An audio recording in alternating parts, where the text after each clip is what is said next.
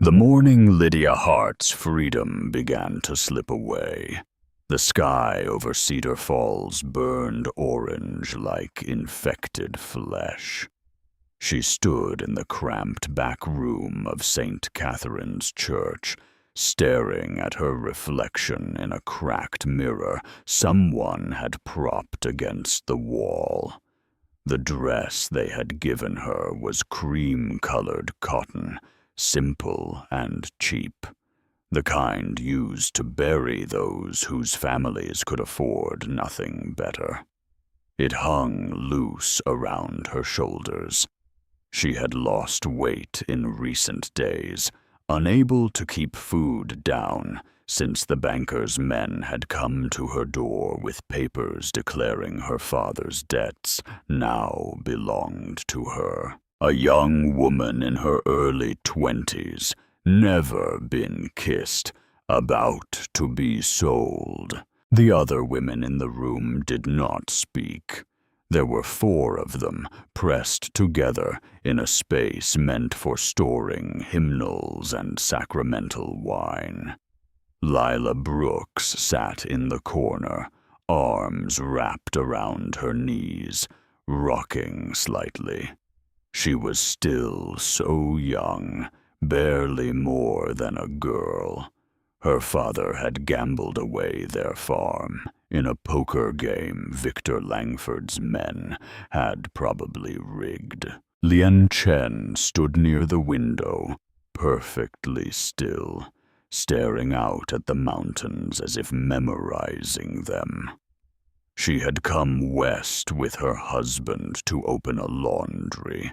He died in a mining accident that witnesses swore was no accident at all.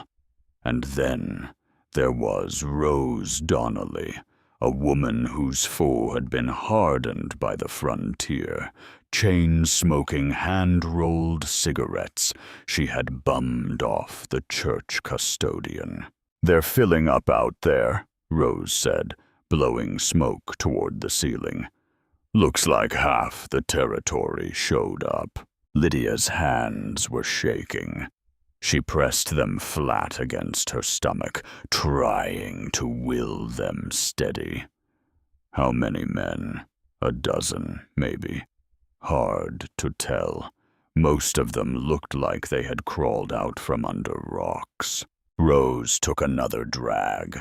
Langford sitting front row, naturally, dressed like he's attending an opera instead of a slave market.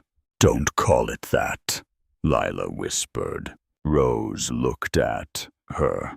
"What else would you call it, honey?" Lila did not answer. Her eyes were wet. Lian finally turned from the window. "Does it matter what we call it? We're here. They're out there. In a little while, we'll belong to whoever pays our price." Her voice was flat, emptied of everything except fact. Lydia felt something cold settle in her chest. Not long ago, she had been planning her father's funeral. Thomas Hart, the town librarian, a gentleman who had taught her to read Latin and love poetry and believe the world held more good than bad. They found him at the bottom of the stairs in their home, neck broken, a bottle of whiskey shattered beside him. The sheriff ruled it an accidental death. A drunk old man took a tumble. Except her father had not touched liquor in years, and the very next morning, Victor Langford appeared at her door with documents showing debts she had never heard of, loans her father supposedly took, gambling markers, business investments gone wrong. All of it adding up to more money than Lydia could earn in 3 lifetimes. "Sign over the house," Langford had said, standing in her doorway like he already owned it, or settle the debt another way. She had understood what another way meant when the notice came about the bride auction. Voices rose in the chapel beyond the door. Men's voices, rough and impatient. Someone laughed, a cruel sound, sharp as broken glass. Rose stubbed out her cigarette on the windowsill. My husband died owing Langford for medical bills. The doctor was drunk when he tried to remove the bullet, and my Tom bled out on our kitchen table. Somehow, I'm the one paying for it. She looked at Lydia. What did your father do, really? Nothing, Lydia said. He didn't do anything. Then why are you here? The question hung in the air like smoke. Lydia opened her mouth, then closed it. Because the truth was bigger than this room, bigger than this auction, and saying it out loud would not change what was about to happen. The door opened. Reverend Elias stood there, gray-haired and bent-backed, looking like he had aged a decade in recent weeks. He would not meet their eyes. "It's time, ladies." Nobody moved. "Please," he said quietly, "don't make this harder than it needs to be." Rose stood first, brushing ash off her dress. "Come on, girls, let's get purchased." They filed out into the narrow hallway. Lydia's legs felt disconnected from her body, as if she were watching herself move from somewhere far away. She could hear the crowd now. Men talking, boots scuffing against floorboards, someone coughing wet and phlegmy. The Reverend stopped them just before the chapel entrance. "When your name is called, you'll walk to the front and stand beside me. Bidding will proceed in an orderly fashion. Once a price is agreed upon, the marriage will be performed immediately. Do you understand?" Lila started crying, small, choked sounds she tried to muffle with her hand.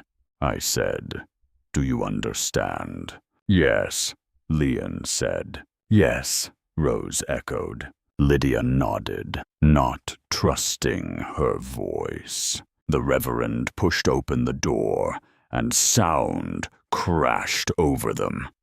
The chapel was packed, men shoulder to shoulder in the pews, more standing along the walls, some perched in the window frames. The air stank of sweat and tobacco, and something else. Something hungry and wrong. Victor Langford sat in the front row, exactly where Rose said he would be. He wore a charcoal suit with a burgundy vest, a gold watch chain glinting across his considerable stomach. A man in his middle years, hair going silver at the temples, a face that would have been handsome if not for the cruelty living behind his eyes. He owned the bank. He owned the hotel. He owned half the businesses in town and most of the land surrounding it. People said he had come west after the war with nothing but a carpet bag and a talent for finding other people's weaknesses. When Lydia walked past him, he smiled. She looked away, focusing on the altar ahead. Reverend Elias climbed the steps and turned to face the crowd. His hands trembled as he opened his Bible. "Gentlemen," he began, voice barely carrying over the murmur of conversation, "we are gathered here today to—" "Skip the sermon, Reverend," someone shouted from the back. "Let's see the merchandise." Laughter rippled through the chapel. The Reverend's face reddened, but he nodded and closed his Bible. "Very well. First is Miss Lila Brooks." The bidding began. Lila went white as the numbers climbed. A buckskin-clad man won her for a price that made Lydia's stomach turn. Lila stumbled forward like she had been pushed. The Reverend performed a ceremony so quick and hollow it barely qualified as language. In moments, Lila Brooks became Lila whoever he was, property of a stranger. He grabbed her arm and pulled her toward the exit. She looked back once, eyes finding Lydia's, and the expression there would haunt Lydia for the rest of her life. Then they were gone. Leon went next. A mine foreman bought her. She walked to him with her head high, face blank as paper. She did not flinch when he took her hand. Rose Donnelly fought. When the bidding reached $1,000, and the winner, a gap-toothed man who ran the slaughterhouse, stood up, Rose looked straight at Reverend Elias and said, "I won't do it." The chapel went quiet. "Miss Donnelly," the Reverend said, "you signed the contract.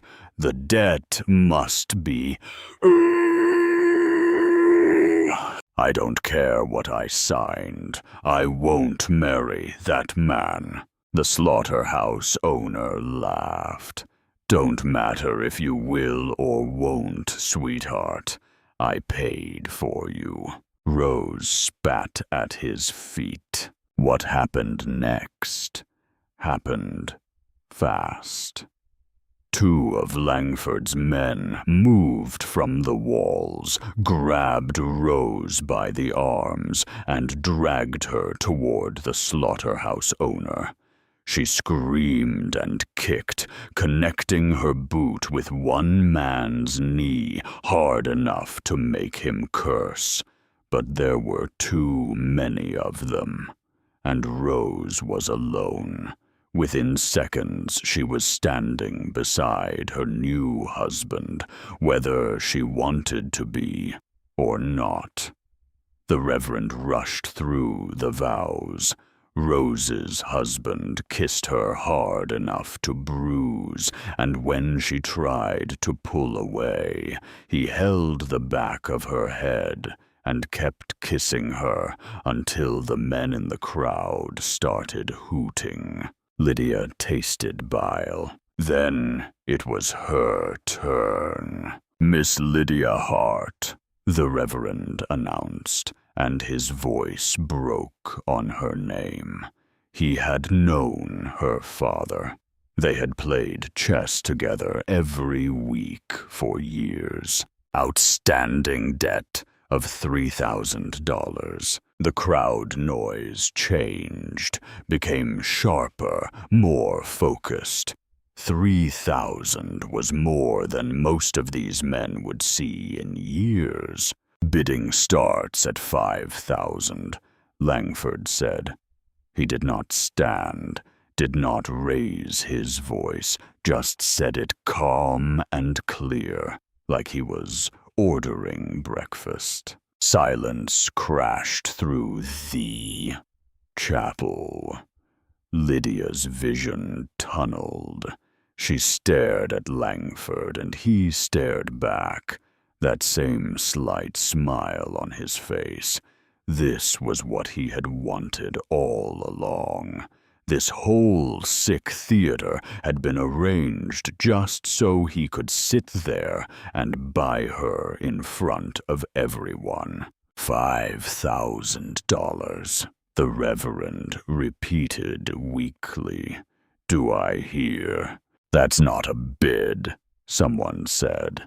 That's a claim. Langford inclined his head slightly, acknowledging the truth of it. Lydia's hands clenched into fists. She would not cry. She would not give him that. But her father's voice echoed in her head.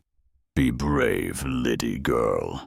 When the world gets dark, be braver than the dark. And she wanted to scream that she did not know how.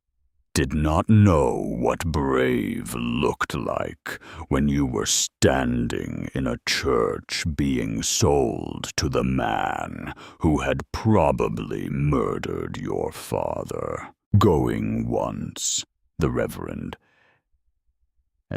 Langford stood up, smoothing his vest. Going twice, the church doors exploded open.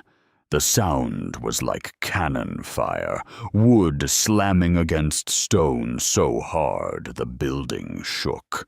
Every head turned. Lydia's heart stopped. A man filled the doorway, not walked through it, filled it. He was massive, built like something you would need an axe to bring down. 6'4" at least, shoulders broad enough to block the sun. He wore canvas pants and a battered leather coat that looked older than most of the men in the room. Dark hair that needed cutting, and several days' worth of beard covering a face that might have been handsome, except for the scar running from his left temple to his jaw. But it was his eyes that made Lydia's breath catch. Dark eyes, furious eyes, eyes that swept across the chapel like he was counting targets. The hell is this? Someone muttered. The man walked forward, slow and deliberate, boots loud against the floorboards. The crowd parted without being asked, men pressing back against the pews to let him pass. Victor Langford's smile disappeared. Silas Reed. The name hit the room like a thrown stone. Lydia had heard it before. Everyone in the territory had. The Mountain Devil. The land war killer, the outcast who had murdered his neighbors over a water dispute and fled into the wilderness years ago. People said he lived like an animal up there, hunting and trapping, coming down only when he needed supplies. People said he had gone half mad from isolation. People said a lot of things, most of them whispered. Reed did not stop walking until he was standing directly in front of Lydia. Up close, he was even bigger. She had to tilt her head back to meet his eyes. This close, she could see the scar was not the only mark on him. There was another along his jaw, a third disappearing into his hairline. This was a man who had survived things that should have killed him. He looked at her for a long moment, really looked, as if he were trying to read something in her face. Then he kissed her. He just leaned down and kissed her, right there in front of everyone. His hand came up to cup the back of her head, gentle but certain, and his mouth was warm, against hers, and tasted like coffee and wood smoke and something wild she had no name for. Lydia's mind went blank. This was not happening, could not be happening. But his lips were real, his hand was real, and when he pulled back half a second later, the heat in her face was definitely real. The chapel had gone absolutely silent. Reed turned to face Langford, reached into his coat, and pulled out a leather sack heavy enough that it made a solid thunk when he tossed it onto the altar. Coins spilled out, gold eagles $20 pieces, enough to make the Reverend take a step back. 6,000, Reed said. His voice was rough, like he did not use it much. Cash! Langford's face had gone red. This auction is a legal proceeding, Reed. You have no right. I got every right. You set the rules. Highest bidder wins. Reed glanced at the Reverend. Count it. Reverend Elias looked like he wanted to be anywhere else in the world. But he bent down and started counting with shaking hands. It took him several minutes. When he straightened, he looked sick. 6,200, he said quietly. Going once, Reed said, mocking the Reverend's earlier words. Going twice, he looked straight at Langford. Gone. For a second, Lydia thought Langford would do something stupid. His hand drifted toward his coat, where she knew he kept a pistol. But there were too many witnesses, and Reed had positioned himself in a way that put Lydia behind him, shielded. Langford's hand dropped. This isn't over. Yeah, it is. Reed turned back to the Reverend. Marry us. Now, wait just a... Langford started. Marry us. The Reverend looked at Lydia, really looked at her, as if he were asking permission for something. She did not know what to say. This man, this stranger, this legend, this killer, had just kissed her and bought her like cattle, and was demanding they be married right now. Her mind could not process any of it fast enough to form words. But when she looked at Langford, saw the rage and possession in his face, felt the memory of his smile when he had bid 5,000, she heard herself say, yes, marry us. The ceremony took barely 2 minutes. Lydia barely heard it. She was too busy trying to understand what had just happened. What was happening? What it meant that a mountain outlaw had crashed a bride auction and claimed her like some kind of prize. When the Reverend said, "You may kiss the bride," Reed did not move. He just looked at her with those dark eyes and said, "Already did." Then he took her hand carefully, like he was worried she might break, and led her down the aisle toward the door. The crowd stayed frozen. Even Langford did not move, though his face promised murder. Outside, the morning sun was too bright. Lydia's eyes watered. Or maybe she was crying. Hard to tell. A horse waited in the street, a big bay gelding already saddled. Reed helped Lydia up, then swung into the saddle behind her. His arm came around her waist, holding her steady. "Hold on," he said. Then he kicked the horse into a run, and Cedar Falls disappeared behind them in a cloud of dust and unanswered questions. They rode hard for the first hour. The horse was strong. Reed's riding was better, and they covered ground fast despite the double weight. Lydia clung to the saddle horn, trying to process the fact that she was fleeing into the Montana wilderness with a man she had met minutes ago. A man who had kissed her in front of half the territory. A man people called a killer.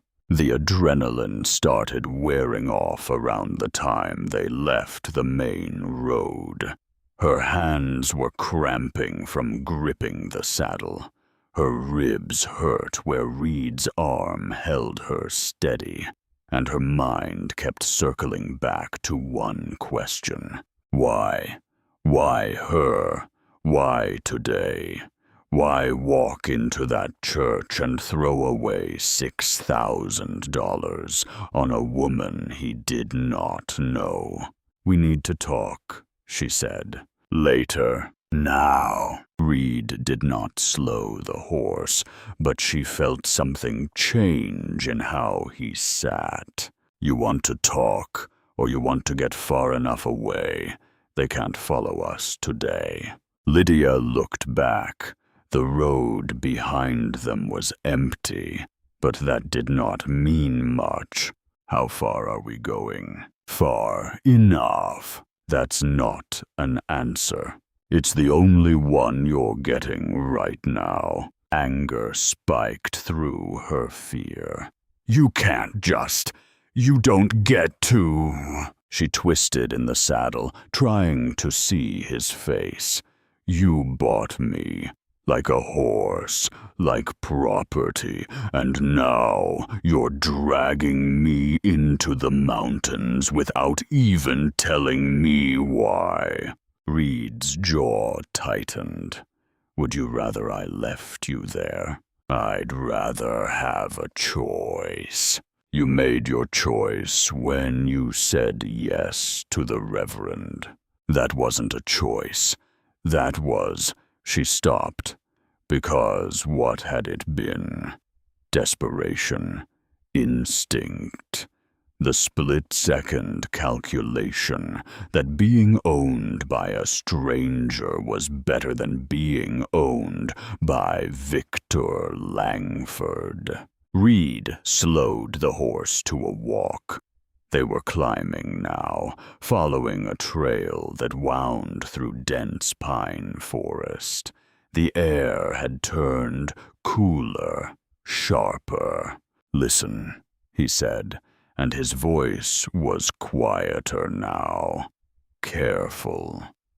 I know you're scared. I know this doesn't make sense, but I need you to trust me for a little while longer. Can you do that? Trust you? I don't even know you." "I know." Lydia wanted to push, wanted to demand answers, but exhaustion was catching up with her. She had barely slept in days. The fear and adrenaline that had kept her upright during the auction were burning off, leaving her hollow. She slumped back against Reed's chest, too tired to fight. His arm tightened slightly around her waist, not threatening, just steadying. "A little while longer," she said. A little while longer, he agreed. The sun was dropping toward the western peaks when they finally stopped. They had been climbing steadily all afternoon, following trails Lydia would not have recognized as trails if not for Reed's steady navigation. The forest here was old growth, trees thick as houses, ground carpeted in pine needles that muffled the horses' hoofbeats. Reed dismounted first, then helped Lydia down. Her legs nearly buckled when her feet hit the ground. She grabbed the saddle for balance, waiting for the pins and needles feeling to pass. "There's a stream about 50 yards that way," Reed said, pointing. "Water's clean. You want to wash up? Now's the time." Lydia looked where he was pointing, then back at him. "You're not." "I'll tend the horse. Take your time." She almost argued, but her face was grimy with trail dust, and her mouth tasted like copper. She walked in the direction he had indicated, moving carefully over the uneven ground. The stream was exactly where he said, water running clear and cold over smooth stones. Lydia knelt and splashed her face, gasping at the temperature. But it felt good, real. She cupped her hands and drank, then drank again, trying to wash away the taste of fear and exhaustion. When she looked up, she saw her reflection in a still pool at the stream's edge. Pale face, tangled hair, eyes too wide. She barely recognized herself. Mrs. Lydia Reed, she thought, testing it. It sounded insane. She heard movement behind her and spun, heart hammering. But it was just Reed leading the horse to drink. He had removed the saddle and was rubbing the animal down with what looked like dried grass. "How much farther?" Lydia asked. "Another hour, maybe less." "To where?" He glanced at her. "My place." "Your cabin?" "Yeah." Lydia stood, brushing dirt off her dress. The cream cotton was ruined, torn at the hem, and stained with horse sweat. "The one where you've been living alone for years." Reed did not answer, which was answer enough. "And now you're bringing home a wife." "That's generally what happens when you get married. Generally, people know each other before they get married."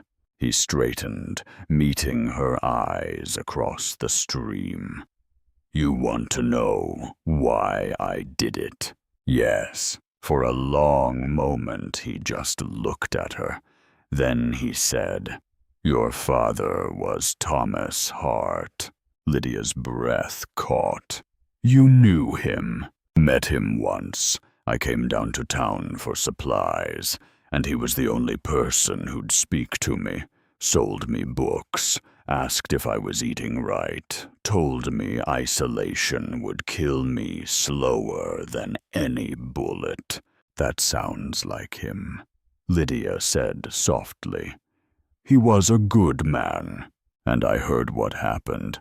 Heard about the debts and the auction, and Langford sitting front row like a buyer at a cattle show." Reed's hands clenched. "So I came down, for your father's memory, for what's right." Lydia did not know what to say to that. This man, this killer, this outcast, had ridden into town and risked everything because her father had been kind to him once. It was either the most noble thing she had ever heard, or the most foolish. Probably both. "Thank you," she said. Reed nodded once, then turned back to the horse. They rode the last stretch in silence. The trail got steeper, rockier, until Lydia was not sure how Reed could even tell they were still on a path. But he guided the horse with easy confidence, never hesitating. Then the trees opened up, and Lydia saw it. The cabin sat in a natural clearing, backed against a granite cliff face that rose at least 100 feet. It was bigger than she had expected, single-story but long, built from logs so thick it would take 3 men to move one. The roof was split pine shingles, moss-covered but solid. Smoke drifted from a stone chimney. There was a small corral attached to one side, empty except for a water trough, a woodshed, and a covered porch running the length of the front with hand-carved railings. It was not rough. It was not thrown together. It was a home. Reed dismounted and helped Lydia down. "Wait here," he said, then walked to the cabin door and went inside. Lydia stood in the clearing, exhaustion and confusion, and about 17 other emotions fighting for space in her chest. She had expected, what? A lean-to, a cave, something that matched the wild man stories people told about Silas Reed. Not this. Not a place that looked lived in and cared for and almost beautiful in the dying light. Reed emerged a minute later and nodded to her. "Come on." Inside was even more surprising. The main room held a stone fireplace with a fire already burning, probably from that morning. A table and 2 chairs, handmade but well-crafted, sanded smooth. Shelves lined one wall filled with books. Lydia recognized some of the spines, her father's inventory. The floor was clean, swept wood. There were windows with actual glass. A door led to what looked like a separate bedroom. Another door hung open to show a root cellar. This was not a survival camp. This was a life. Reed was watching her reaction. "It's not much. It's—" Lydia could not finish the sentence. She was not sure what word belonged there. He moved to the fireplace, added another log. "There's a bed in the back room. You should sleep. We'll figure out the rest tomorrow." "The rest?" "How this works. The rules. What you—" He stopped, rubbed the back of his neck. "Look, I didn't think past getting you out of that church, so we'll make it up as we go." Lydia felt something loosen in her chest. He did not have a plan, did not have this all mapped out. He was just as uncertain as she was, trying to do the right thing without knowing what right looked like. "Okay," she said. Reed looked relieved. "Okay. But I have one question, all right?" Lydia met his eyes. "Why did you kiss me? In the church. You could have just bid. You didn't have to." Had to make sure Langford knew, Reed said simply. Knew what? His expression went hard. That you weren't available. That if he wanted you, he'd have to go through me first. He paused, and that I wasn't buying property. I was claiming my wife. The words hung between them, heavy with implication. Lydia should have been angry, should have been terrified, but standing in this warm cabin, looking at this scarred, careful man who had upended his entire existence to save her from Victor Langford. What she felt was something else entirely, something she had no name for yet. I'll take the bed, she said quietly. Thank you. Reed nodded and turned away, but not before Lydia saw the relief in his face. She walked to the back room, closed the door, and sat on the edge of the bed. A real bed, a real mattress, real blankets that smelled like pine and wood smoke. Through the door, she could hear Reed moving around the main room, banking the fire, settling in for the night. Her husband, the mountain killer, the man who had saved her. Lydia lay back, stared at the ceiling, and wondered what the hell happened next. Lydia woke to the sound of an axe biting into wood. For a confused moment, she did not know where she was. The bed was too comfortable, the air too clean, the silence too complete. Then memory crashed back. The church, the auction, Reed's kiss, the long ride into the mountains. She sat up so fast, her head spun. Pale light filtered through the small window. Dawn, maybe just past it. She was still wearing the ruined cream dress from yesterday, and every muscle in her body ached from hours on horseback. The axe sound came again, rhythmic and steady. Lydia stood on shaky legs and walked to the main room. The fire had been rebuilt, coffee pot sitting on a metal grate over the flames. A plate waited on the table, bread, some kind of dried meat, and what looked like wild berries. A cup sat beside it, but no Reed. She moved to the front window and looked out. He was about 30 yards from the cabin, splitting firewood with methodical efficiency. He had removed his coat despite the morning chill and worked in just a dark shirt, already damp with sweat.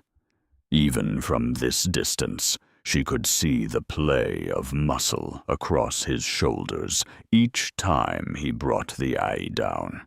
He did not look like a killer. He looked like a man doing morning chores.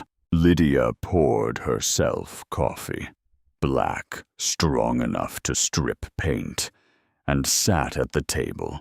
The bread was dense and slightly sweet, homemade. The meat was venison, she thought. The berries were tart and perfect.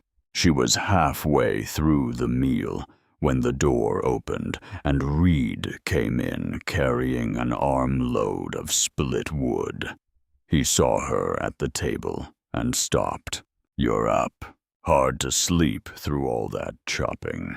Something that might have been embarrassment crossed his face.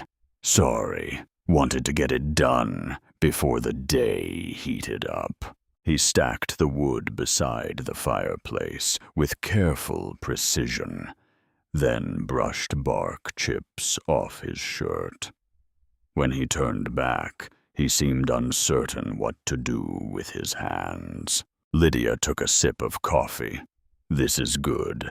The food, I mean. Thank you. There's more if you want it." "I'm fine." She paused. "Did you sleep?" "Some," which probably meant no. Lydia studied him in the morning light. The scar on his face was more prominent now, a thick line that pulled slightly at the corner of his left eye. There were others, too, one across his knuckles, another disappearing under his collar, a map of violence written on his skin. "So," she said, "what happens now?" Reed poured himself coffee and leaned against the counter. "That's up to you. How is it up to me? You're the one who—" She stopped, chose her words carefully. "You bought me. Legally, I belong to you." His jaw tightened. "You don't belong to anyone. The law says different." "I don't care what the law says." He set his cup down harder than necessary. "You want to leave? I'll take you to Billings. There's a train east. I'll give you money, enough to start over somewhere Langford can't touch you." Lydia stared at him. "You just let me go, Joe. It's your life. After spending $6,000, money doesn't matter. It matters to everyone, not to me." Reed met her eyes. "I didn't buy you, Lydia. I bought you out. There's a difference." The use of her first name startled her. He had called her Miss Hart in the church, "Ma'am," on the ride up. But now it was just Lydia, said quietly, as if he were testing how it felt. She looked down at her coffee. "I can't go to Billings. Langford has connections there. He has connections everywhere." Her hands tightened around the cup. "And even if I could run, what would that accomplish? He'd just find another way to—" She stopped, swallowed hard. "My father is dead because he knew something about Langford. I don't know what yet, but I'm going to find out. That's a good way to end up dead yourself. Maybe. But at least I'd die doing something that matters instead of just running." Reed studied her for a long moment. Then he said, "Your father kept records about Langford's land deals. Some of the foreclosures, the way debts got transferred, people who died at convenient times." Lydia's head snapped up. "How do you know that?" "He told me. That day I bought books from him. Said he was documenting things, building a case. Asked if I'd seen anything unusual up in the mountains, water rights being diverted, survey markers moved, that kind of thing." "And had you?" "Yeah, western edge of my property. There's a creek that feeds down into the valley.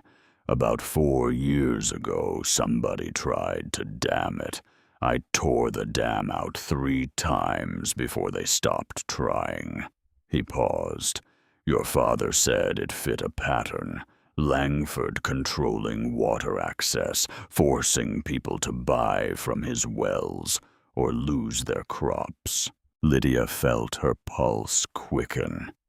"Did my father say where he kept these records?" "No, but if he was smart, and he was, He wouldn't have kept them at home.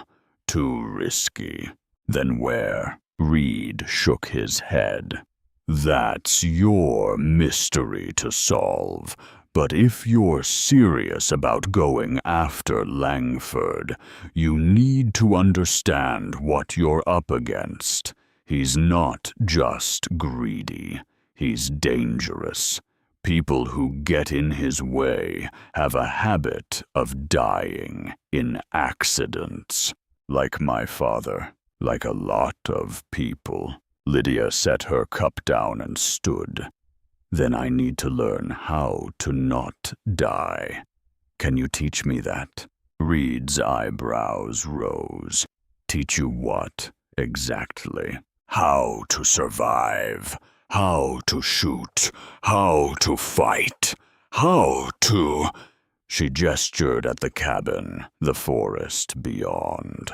How to live up here without depending on you for everything. You planning to stay? The question hung between them. Lydia realized she had already made the decision without consciously thinking about it. Going back down meant facing Langford.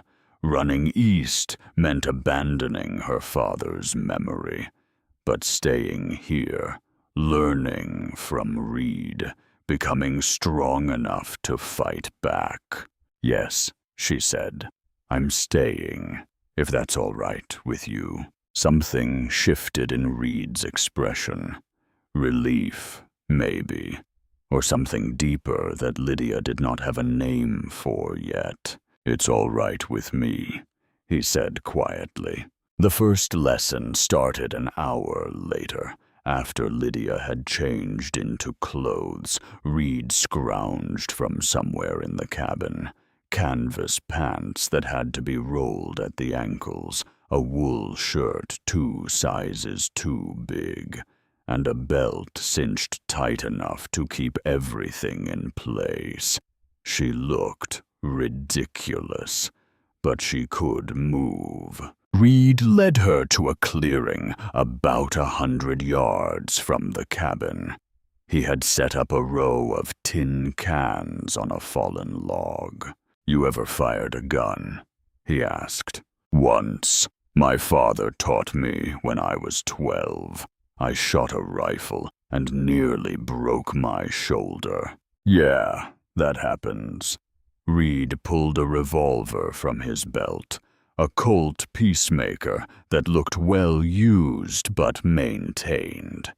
This is easier. Less kick, but you still need to respect it. He showed her how to hold it, how to sight down the barrel, how to squeeze the trigger instead of pulling.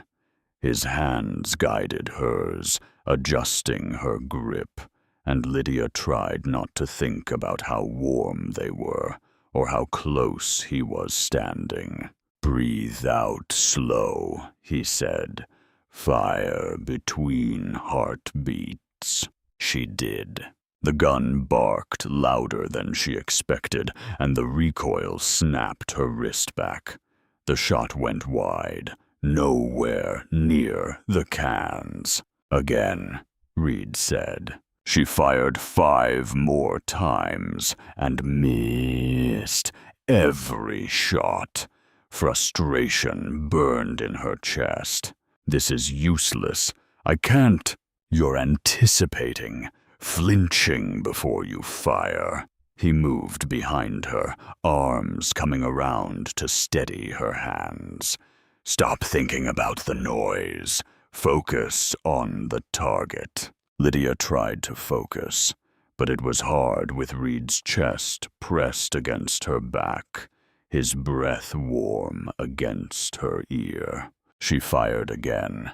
This time she clipped the edge of the log. Better, he said. They spent hours at it. By the end, Lydia's ears were ringing, and her hands were shaking, but she had managed to hit 1 can. Barely dented it, but it counted. Enough for today, Reed said. You did good." Lydia did not feel like she had done good. She felt exhausted and useless and angry at how hard something so simple could be. But when she looked at Reed, she saw he meant it. No condescension, no pity, just honest assessment. "Tomorrow we'll work on reloading faster," he said, "and I'll show you how to clean it. Gun this dirty will jam when you need it most." "Okay." Lydia handed him the revolver. "What else?" "What else what? What else do I need to learn?" Reed looked at her like he was trying to figure out if she was serious. Whatever he saw on her face must have convinced him. Tracking, fire starting, basic medicine, how to field dress game, how to read weather, how to move quiet in the woods, how to... He stopped. "It's a long list." "Then we better get started." In the weeks that followed, Lydia learned more than she had thought possible. Reed was a patient teacher when he bothered to talk, which was not often. Mostly he just showed her things once, maybe twice, then expected her to figure it out. She learned to start a fire with flint and steel, then with a bow drill when Reed hid her flint. She learned to track deer by their droppings, and rabbits by the way grass bent. She learned which plants were edible and which would kill her, which mushrooms were safe and which would make her wish she were dead. She learned to move through the forest without snapping every branch, though she would never be as quiet as Reed. The man could walk through dry leaves and sound like wind. She learned to read the sky, recognize when clouds meant rain and when they meant something worse. She learned that aspens turning their leaves meant wind coming, that ravens gathering meant a kill nearby, that absolute silence meant predator, and she learned to shoot. Every morning, before anything else, they went to the clearing. Reed would set up targets, cans, bottles, pieces of wood with charcoal marks. Lydia would fire until her hands cramped, reload, fire again. She got better. Slowly, frustratingly slowly, but better. Within weeks, she could hit a can at 20 feet more often than not.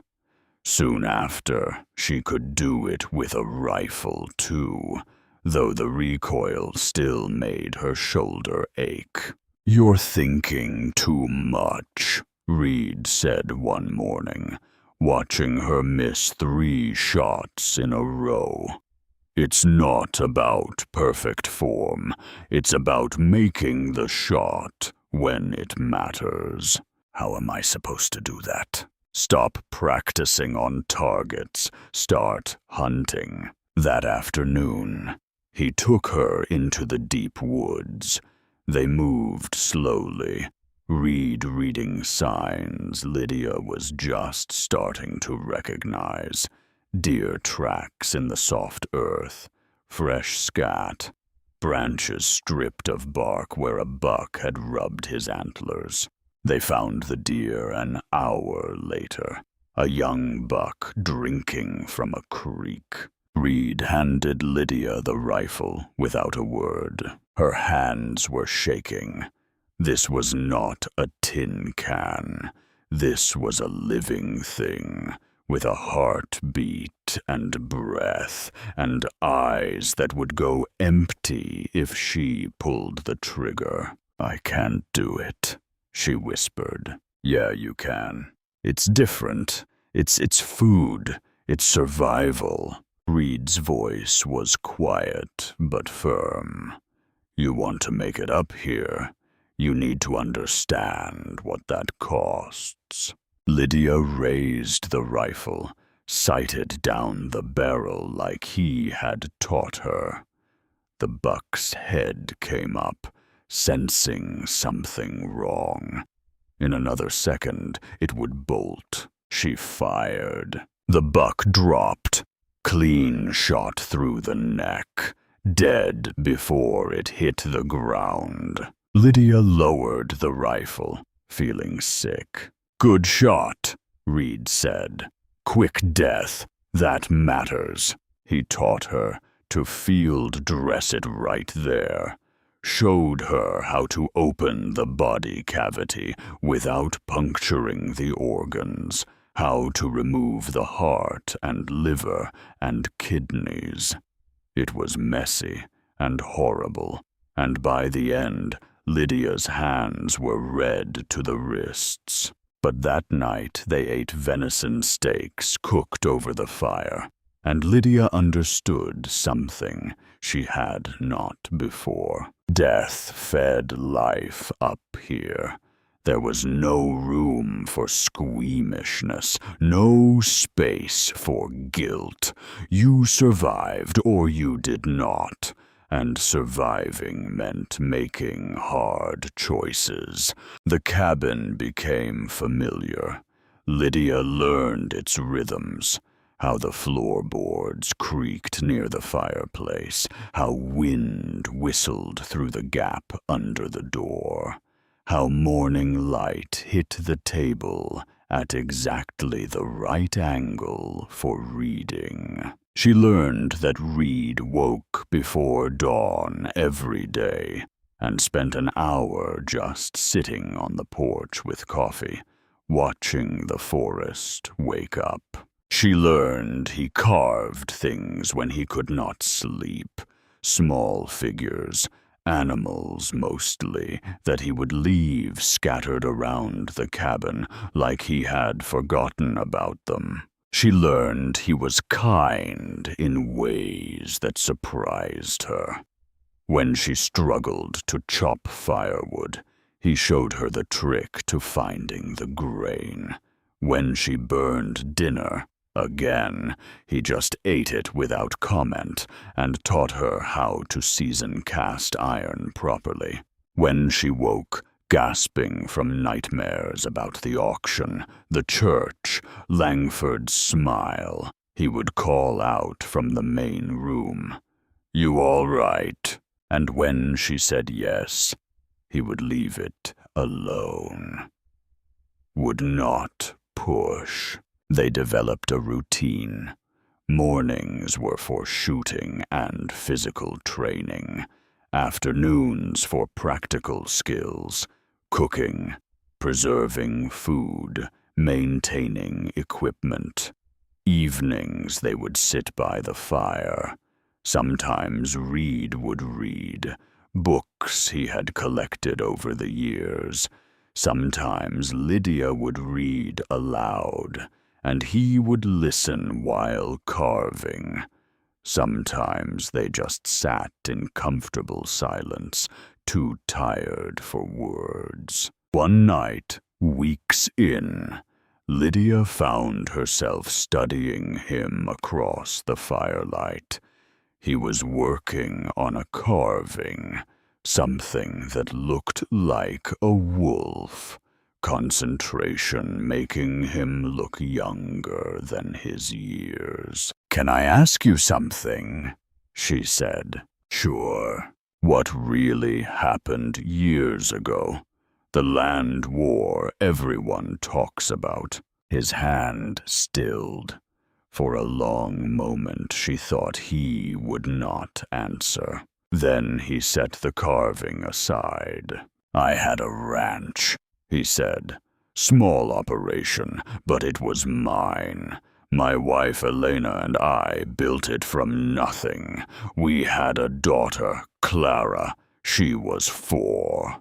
His voice was flat, emotionless, which somehow made it worse.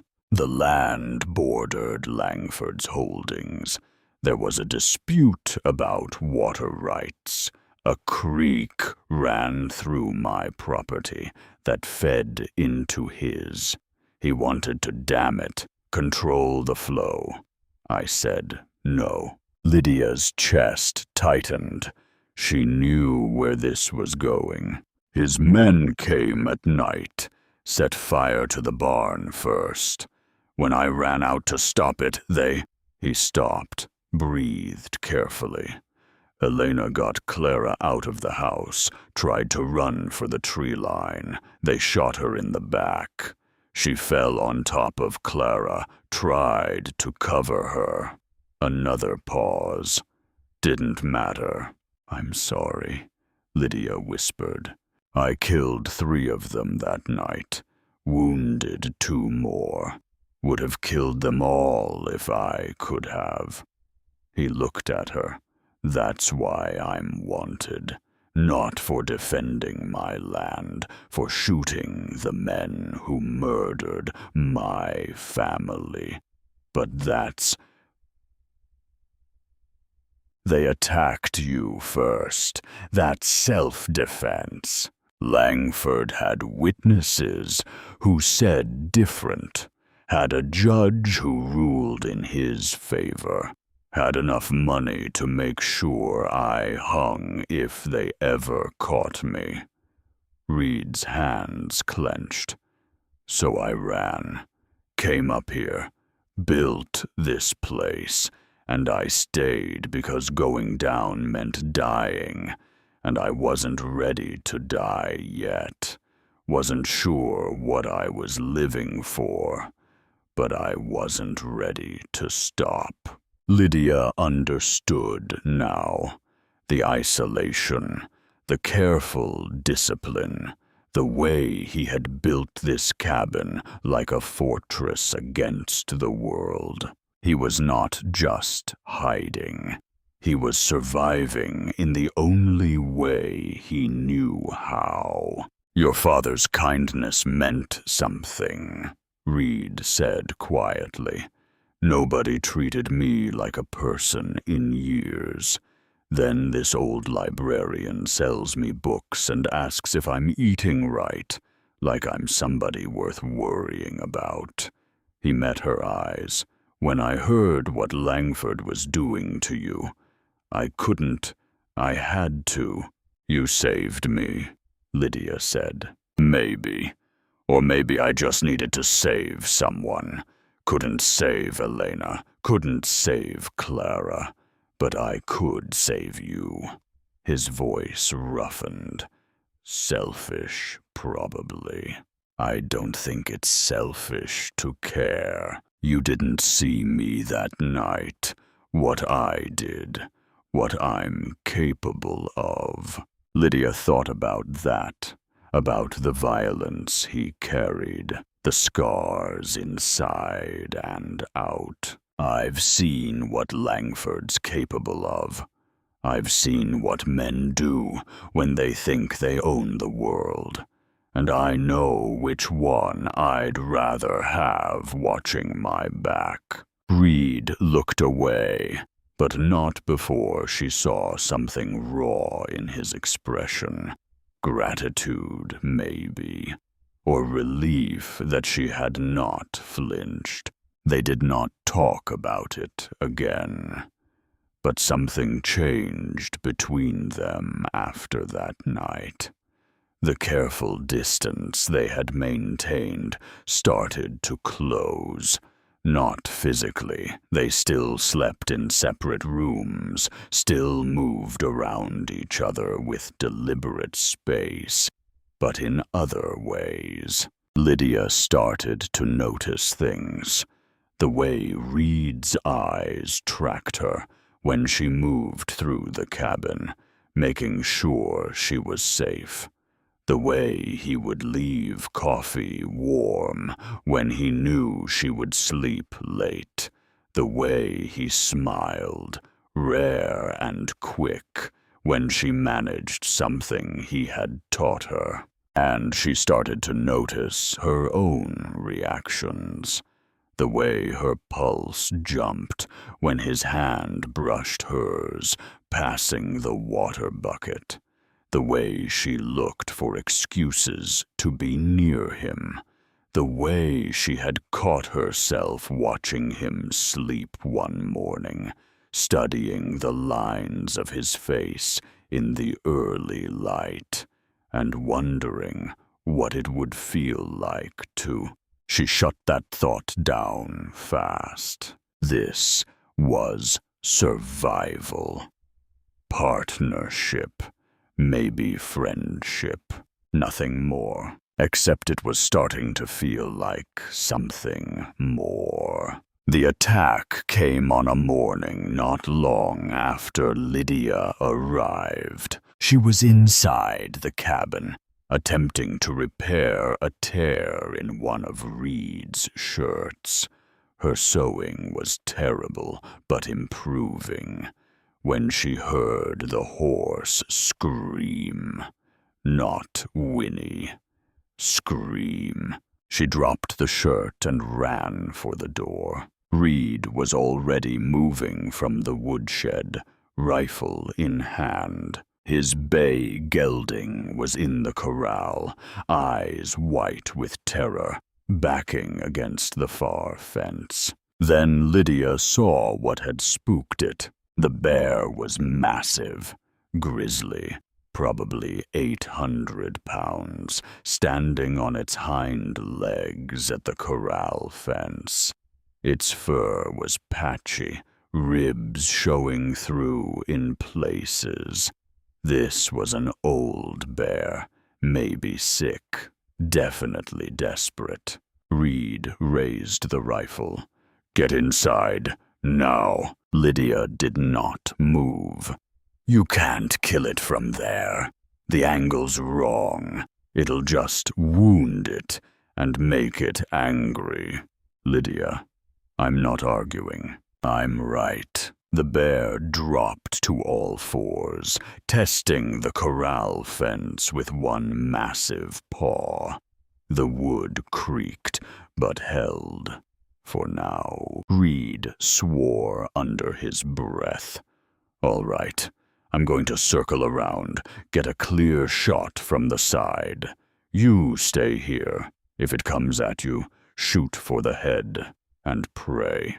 He moved before she could respond, slipping around the side of the cabin with that unnatural quiet. The bear's attention was still on the terrified horse, but that would change the second Reed fired. Lydia's hands were shaking as she pulled the revolver from her belt. She had started carrying it everywhere after the first week. 6 shots against a grizzly. That might as well be nothing. The bear lunged at the fence. Wood splintered. The horse screamed again. Lydia saw Reed rise from cover, rifle to his shoulder. The shot cracked across the clearing. The bear roared, hurt, but not dead. It spun toward Reed with terrifying speed, dropped to all fours, and charged. Lydia did not think. She just raised the revolver and fired 3 times at the bear's flank, trying to draw its attention and give Reed time to reload. It worked. The bear veered toward her instead, covering ground impossibly fast. 20 yards. 15. 10. Reed's second shot took it in the shoulder. The bear stumbled, but kept coming, momentum carrying it forward. 5 yards now, close enough that Lydia could see the yellow stain on its teeth, smell the rot on its breath. She fired her last 3 shots directly into its face. The bear crashed to the ground 6 feet from where she stood, close enough that blood spattered across her boots. It twitched once, twice, then went still. Lydia's legs gave out. She sat down hard in the dirt, revolver hanging loose in her hand, ears ringing from the gunfire. Reed was there a second later, kneeling beside her. "You hurt?" "No, I don't. I'm fine." He checked her over anyway, looking for injuries she might not have felt yet. When he was satisfied, he sat back on his heels. "That was the dumbest, bravest thing I've ever seen. You're welcome. I told you to stay back, and I told you the angle was wrong." Lydia looked at the dead bear, felt her stomach roll. "Is it over?" "Yeah, it's over." But she could see it was not. Not really. The bear had been starving, desperate enough to attack in daylight. That meant something had disrupted the normal food chain. Could be natural. Bad berry season. Salmon run failed. Could be something else. Reed seemed to be thinking the same thing. He stood and offered Lydia his hand. "Come on, let's get you inside." "What about?" She gestured at the bear. "I'll deal with it. You did your part." Inside the cabin, Lydia's hands finally started shaking in earnest. She had killed something. Again. But this time it had been trying to kill her back, and that made it different somehow. More real, more terrifying. She poured water with trembling hands, drank, then sat at the table and put her head down. When Reed came in an hour later, he found her like that. He did not say anything, just put a hand on her shoulder. The weight of it was warm and steady, and exactly what she needed. "First time's always hard," he said quietly. "Second time," she corrected. "The deer. That was different. This was kill or die. Your body knows the difference." Lydia lifted her head. "Does it get easier?" "No, but you get stronger." She wanted to believe that. Wanted to believe she could become someone who did not fall apart after every crisis. But right now, she felt small and scared, and very far from strong. Reed squeezed her shoulder once, then moved to the counter and started making something that smelled like stew.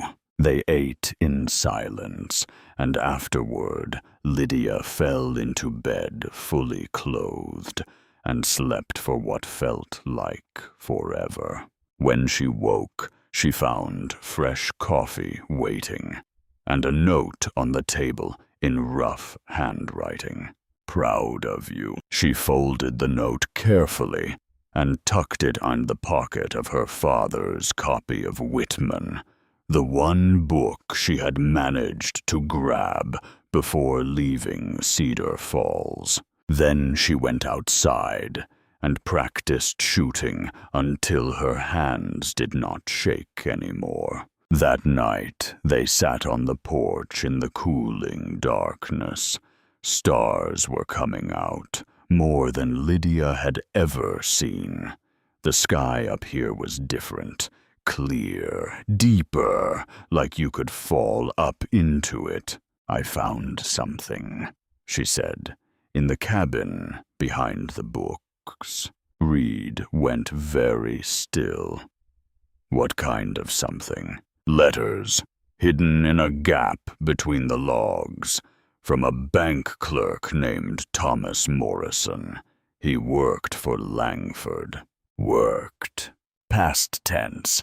The last letter is dated not long before he died. Fell off his horse, supposedly. Broke his neck. Lydia pulled the letters from her pocket. He was documenting fraud. Fake loan documents, forged signatures, people being charged for debts that didn't exist. And he mentions my father. Says Thomas Hart was helping him build a case. Reed took the letters and read them by starlight. His face went hard. This is what got your father killed. I think my father had more. The actual evidence Morrison was talking about. Documents, ledgers, something that could prove what Langford was doing. And you think it's hidden somewhere in Cedar Falls? It has to be. My father wouldn't have destroyed it. He spent years collecting it. Reed handed the letters back. You're talking about going back down there. Eventually. Not yet. But yes. That's suicide, Lydia. Maybe. But it's the only way to stop him. They sat in silence while the stars wheeled overhead. Finally, Reed said, "Then we do it right. We plan, we prepare, and we don't go until you're ready."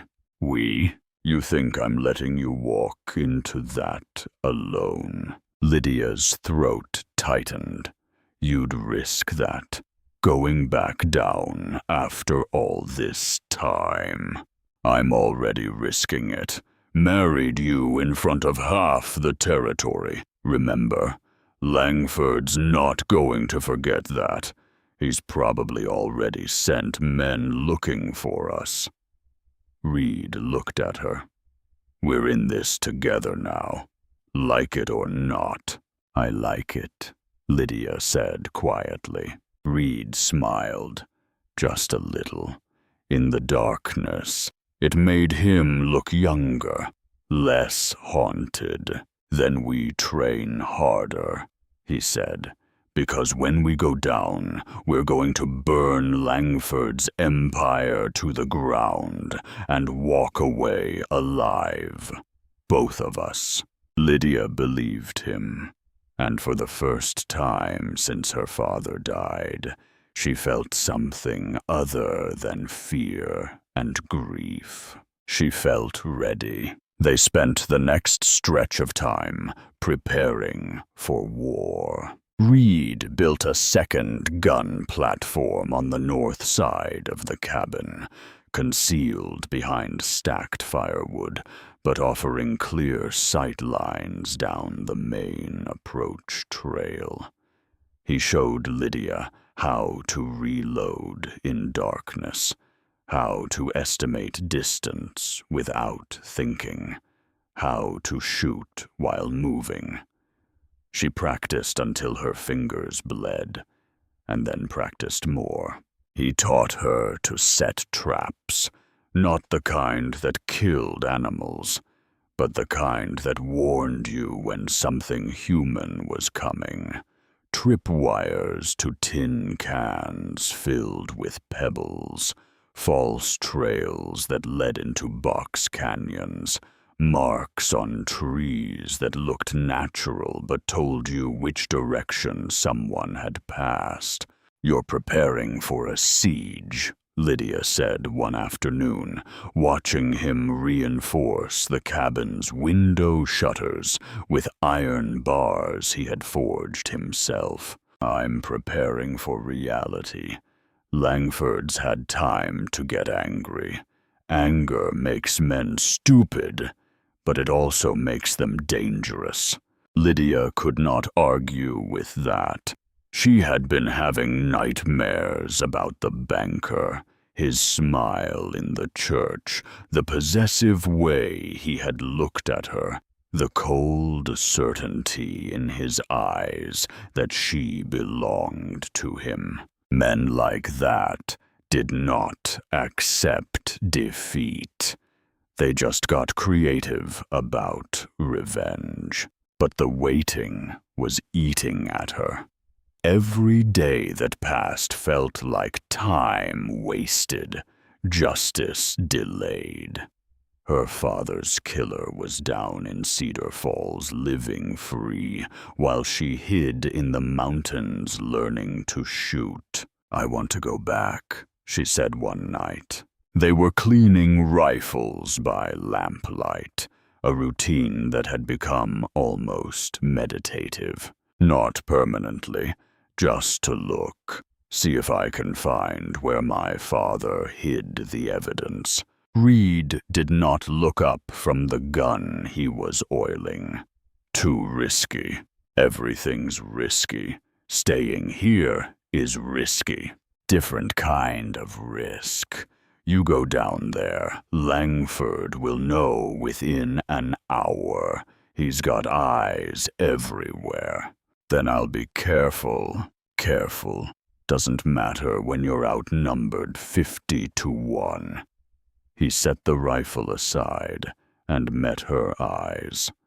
"I know you're frustrated, but rushing gets you killed." Lydia wanted to throw something. Instead, she focused on the revolver in her hands, checking the cylinder for the 100th time. "My father didn't rush. He spent years building his case, and he still ended up dead at the bottom of the stairs. Yeah, which is why we're not making his mistakes." "What mistakes? Being patient? Being careful? That's what you keep telling me to do." Reed's jaw tightened. His mistake was working alone, not telling anyone what he knew. When they came for him, nobody even questioned it, because nobody knew there was anything to question. The truth of that hit Lydia hard. Her father had died alone, and his secrets had died with him, or almost died. If not for the bank clerk's letters hidden in Reed's cabin, she would have nothing. "Then we don't work alone," she said. "We find allies, people who hate Langford as much as we do." "And who would that be?" "Everyone in Cedar Falls is either scared of him or working for him." "Not everyone."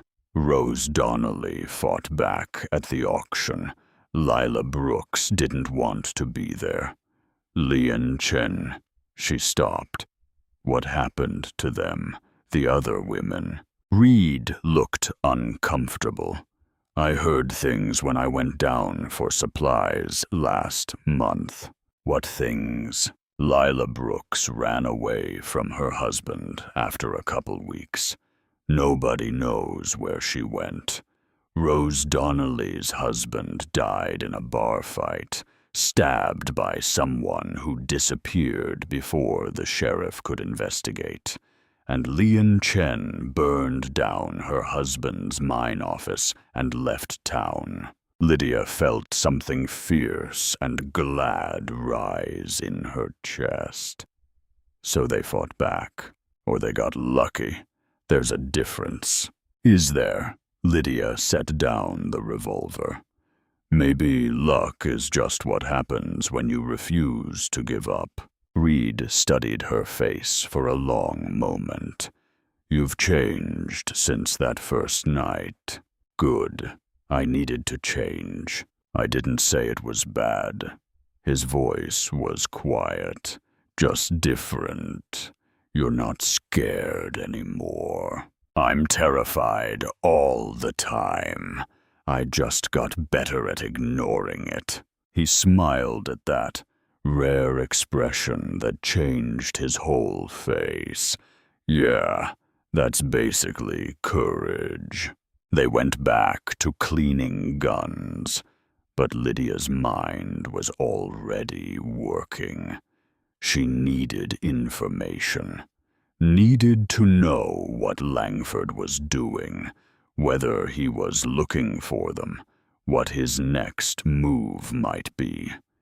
And she needed to find out where her father had hidden his evidence.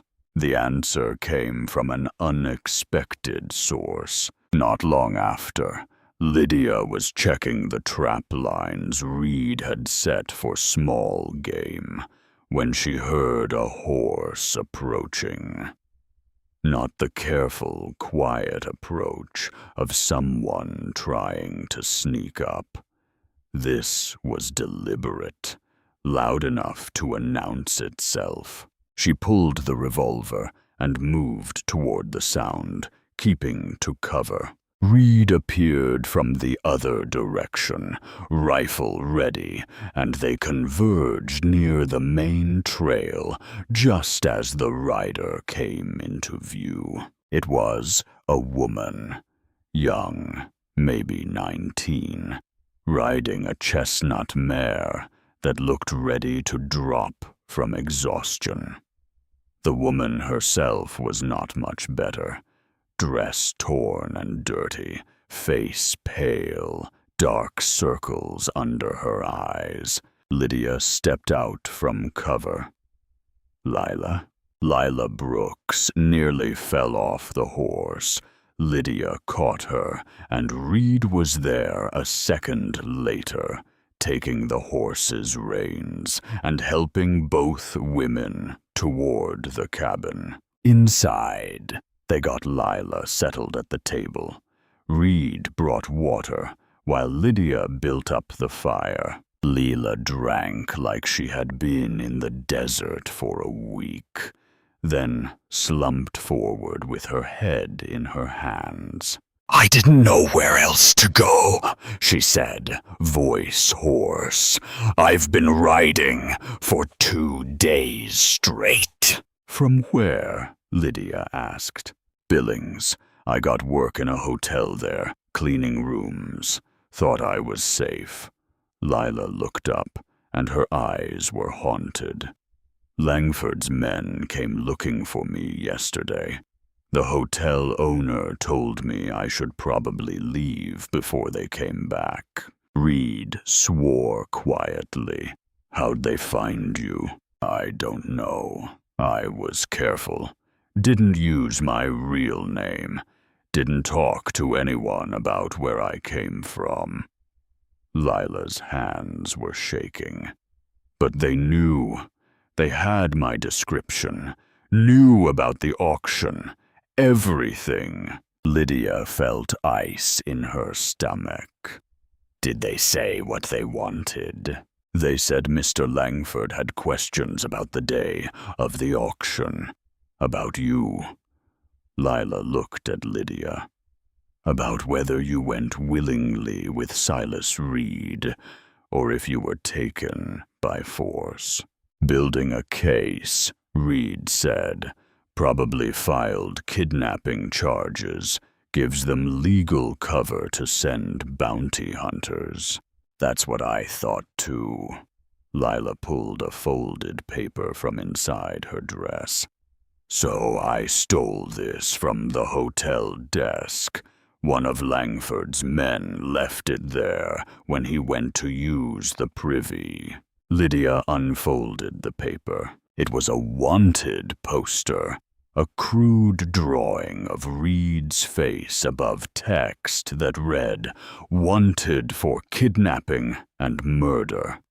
Silas Reed, $2,000 reward. Armed and dangerous." "Murder?" Lydia's voice came out sharper than intended. "Who did he supposedly kill?" "Doesn't say. Maybe he just added it for effect." Lila wrapped her arms around herself. Lydia, he's coming for you. He's convinced everyone you were stolen from him, that you need to be rescued. He's got the whole territory believing he's some kind of hero, trying to save a kidnapped bride. Reed took the poster and studied it with a blank expression that told Lydia he had been expecting something like this. How long before they track you here? I don't know. I tried to cover my trail, but I'm not good at this.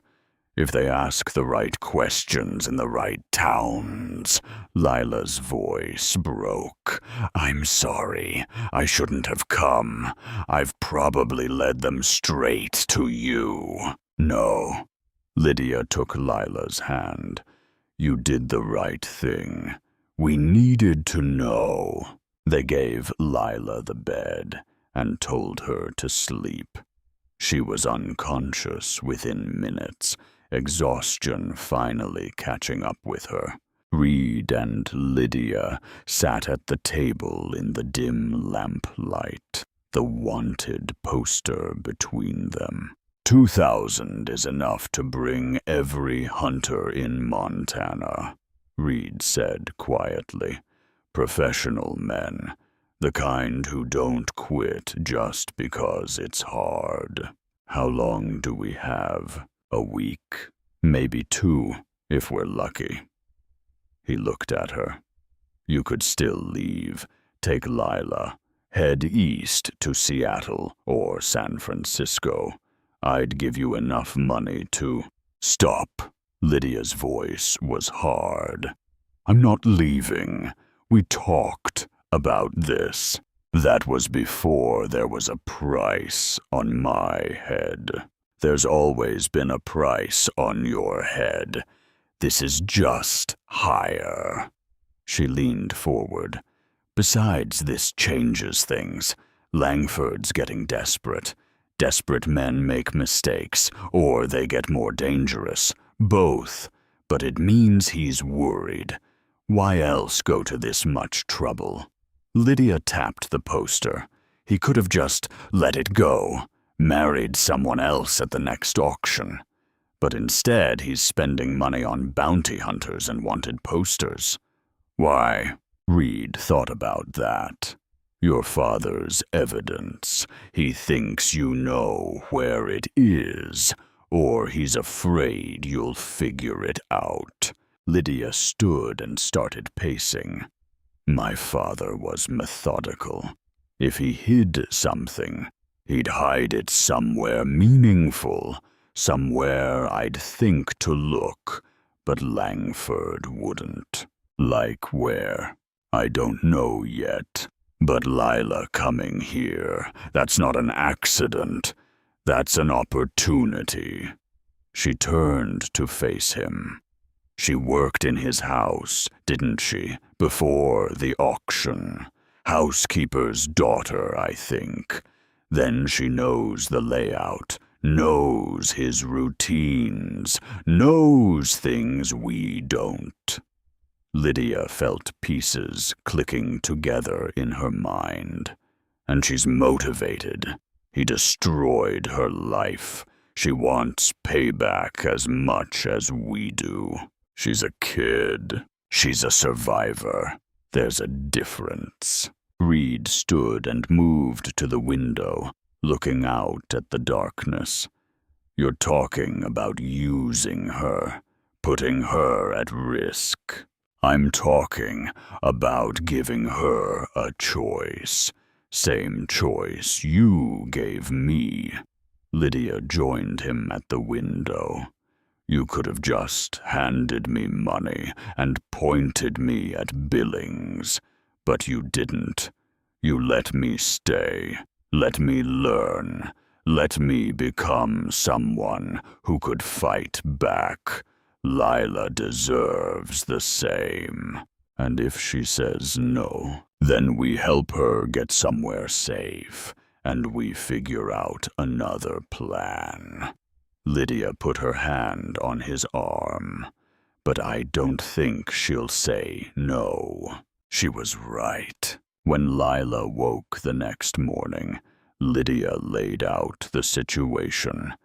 Langford's pursuit, the evidence they needed to find, the risks involved in going after him. Lila listened without interrupting, face unreadable. When Lydia finished, Lila was quiet for a long time. Then she said, "I want to help. It's dangerous," Lydia warned. "If we do this wrong, we all die. I'm already in danger. At least this way I'd be doing something about it, instead of just running." Lila's jaw set. "He took everything from me. My father, my home, my choice. I want him to pay for that." Reed looked skeptical. "You know how to shoot?" "No." "Track, fight, survive in rough country?" "No to all of it. But I can learn." Lila met his eyes. "I'm not useless. I know things about Langford you don't, and I'm not afraid of hard work." Over the next stretch of time, the cabin became a war room. Lila drew maps of Cedar Falls from memory. Streets, buildings, who lived where. She sketched the layout of Langford's house, including a detail that made Lydia's pulse quicken. "There's a study on the second floor," Lila said, charcoal moving across paper.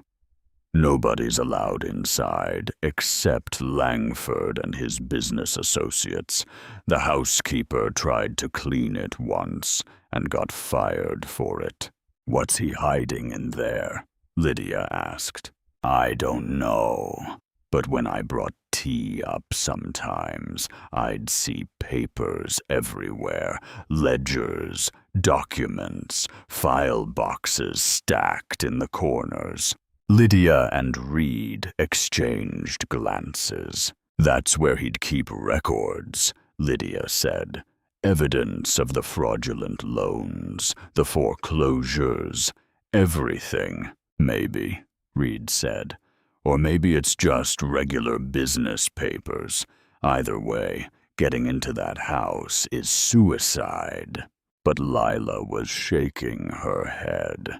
"Not if you time it right. Every Wednesday evening, Langford meets with the town council at the Grand Hotel. He's gone for at least 3 hours, sometimes more, and he only keeps 2 men at the house when he's out. One at the front door, one patrolling the grounds. 2 men you'd have to get past without raising alarm," Reed pointed out. "Or create a distraction," Lydia said. An idea was forming. What if we gave them something else to worry about? Over the next few days, they refined the plan. It was risky and complicated, and had about a dozen ways to go wrong. But it was also their best shot at getting what they needed. The key was timing and information, and one very specific skill that Lydia had been practicing without quite knowing why. Reed had been teaching her to pick locks. It started almost as a game. He had found an old padlock in his supplies and showed her how to manipulate the pins with bent wire. She had been terrible at first, all fumbling fingers and frustration, but like everything else up here, she had gotten better with practice. "Why are you teaching me this?" she had asked one afternoon after finally managing to pop a lock open on the 5th try. "Never know when it might come in handy," Reed had said, "and it teaches patience, feel instead of force." Now she understood. Her father's evidence might be locked away. Getting to it might require skills beyond just shooting and surviving. They spent time preparing. Lila learned to shoot. She was a faster study than Lydia had been, with steadier hands and better focus. Reed taught them both to move quietly, to stay low, to use shadows. Lydia practiced lock-picking until she could open most simple mechanisms in under a minute, and they gathered intelligence. Reed made careful trips down to settlements near Cedar Falls, listening to gossip, tracking the movements of Langford's men. What he learned was not encouraging. "He's got at least a dozen men looking for us," Reed reported after one trip. "Mostly locals who need the money, but there are 3 professional bounty hunters who came in from Denver last week. They're asking the right questions, checking the mountain trails." "How long?" Lydia asked. "Could be tomorrow, could be longer, but they're getting closer," which meant they were running out of time to make their move. The decision to go was made one evening. They had been at the cabin for months now. Lydia had changed so much she barely recognized the terrified girl who had stood on that auction block. She was harder now, leaner. Her hands were calloused from work. Her aim was steady, and she had killed animals for food without hesitation. But more than that, she had found something up here she had not expected. Not just survival skills or physical strength. She had found purpose and partnership. And something else that kept her awake at night, wondering what it would feel like if Reed kissed her again. Really kissed her. Not as a statement to Langford, but because he wanted to. She did not let herself think about that too much. There was work to do. "We go soon," Lydia said. "Lila and I will handle the house. You'll be our lookout and exit strategy." Reed did not like it. That much was obvious from his expression. But he also understood that this was not his choice to make. Lydia had to do this, had to face Langford's domain and take back what he had stolen. "Rules," he said. "You're in and out in 30 minutes maximum. If anything goes wrong, you abort. And if you get caught, we won't get caught. If you get caught," he continued firmly, "you tell them I forced you, that I threatened Lila, that you're both victims. Understand?" Lydia wanted to argue, but she saw the fear behind his eyes. He had already lost one wife to Langford's violence. She was not going to make him watch another woman die. "Understood," she said quietly. They rode down, taking the long route that avoided the main trails. Reed knew these mountains like his own heartbeat, and he guided them through passes Lydia would not have believed horses could navigate. They camped that night in a hollow a few miles outside Cedar Falls. No fire, taking turns on watch. Lydia could not sleep. Every sound made her reach for the revolver at her hip. Every shadow looked like armed men coming to kill them. But dawn came without incident, and by afternoon they were in position. Reed had found them a vantage point on a hill overlooking Langford's house. It was a massive structure by frontier standards. 2 stories, painted white with a wraparound porch and manicured gardens that looked obscene in this rough country. There, Lila whispered, pointing. That window on the 2nd floor, 3rd from the left. That's the study.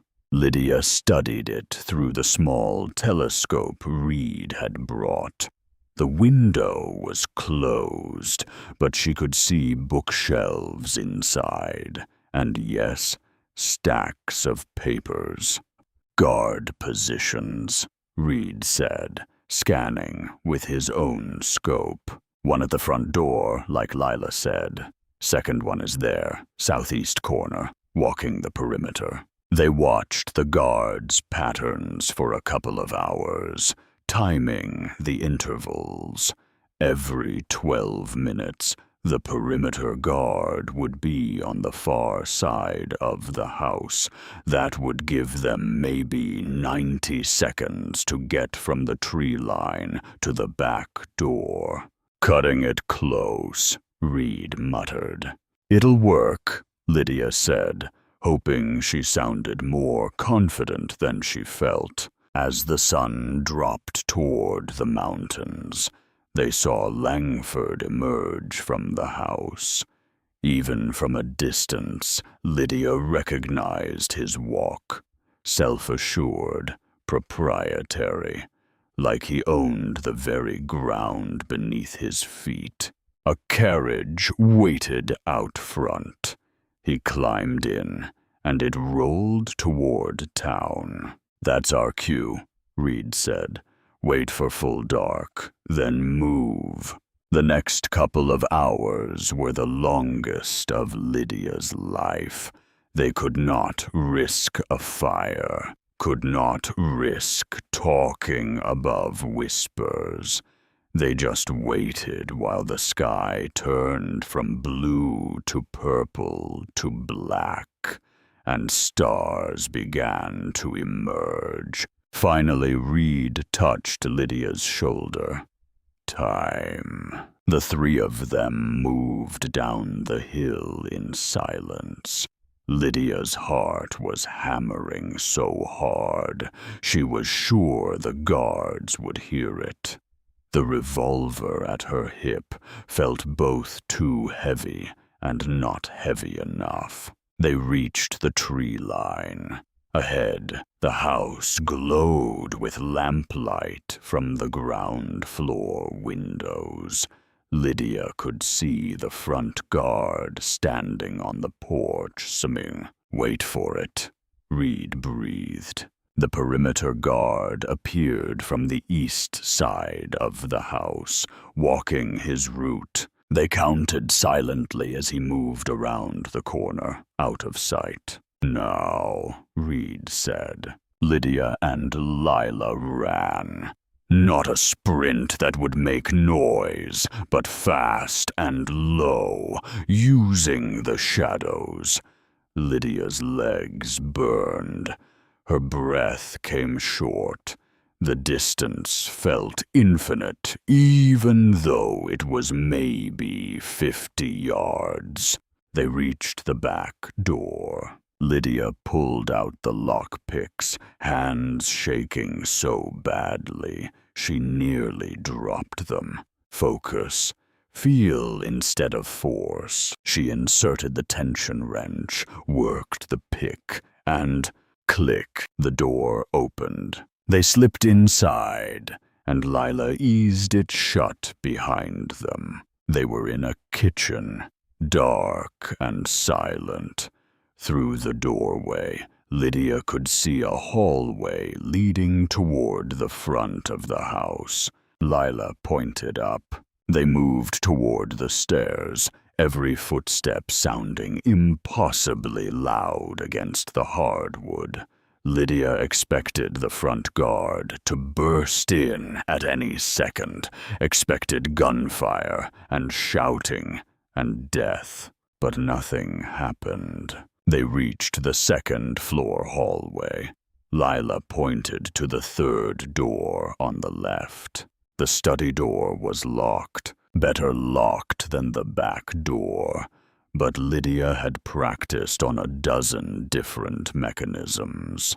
She worked the picks, sweat running down her back despite the cool evening air. The lock turned. They were in. The study was exactly as Lila described.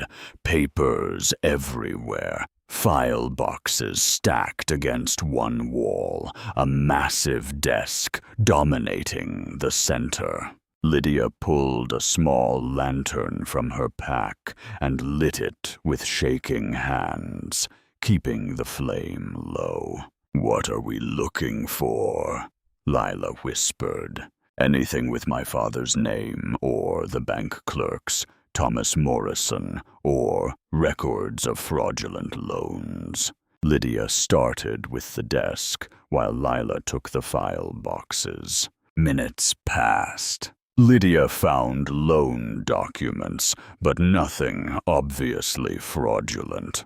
Lila found correspondence between Langford and various business associates, but nothing incriminating. More minutes. Lydia's hands were sweating.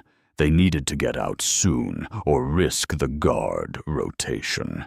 Then she found it. Not on the desk, not in the files, but in a hidden compartment in the bottom drawer, revealed only when she pulled the drawer completely out and saw the false bottom. Inside was a leather portfolio.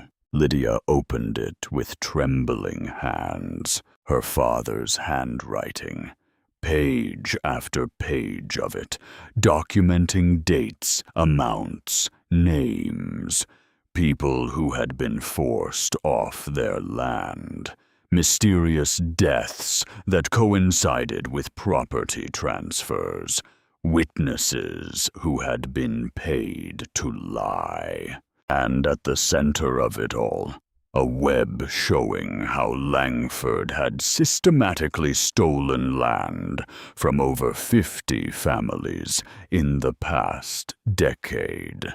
"This is it," Lydia breathed. "This is everything." Lila was beside her now, looking at the documents. "That's enough to hang him.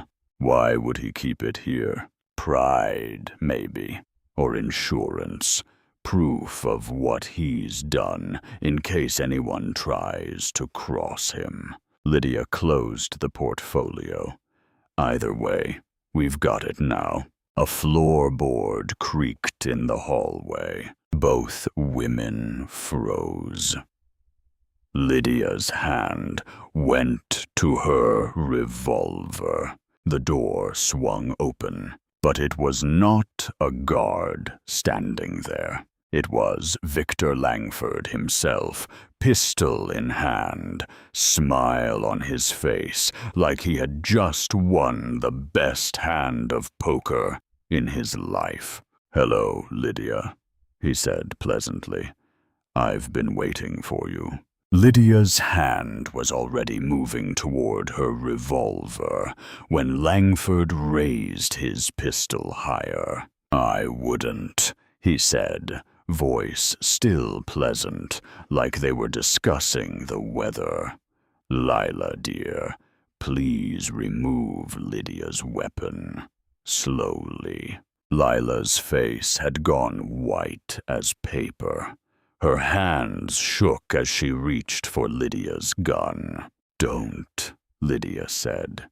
"Do it." Langford commanded, and there was iron beneath the courtesy now.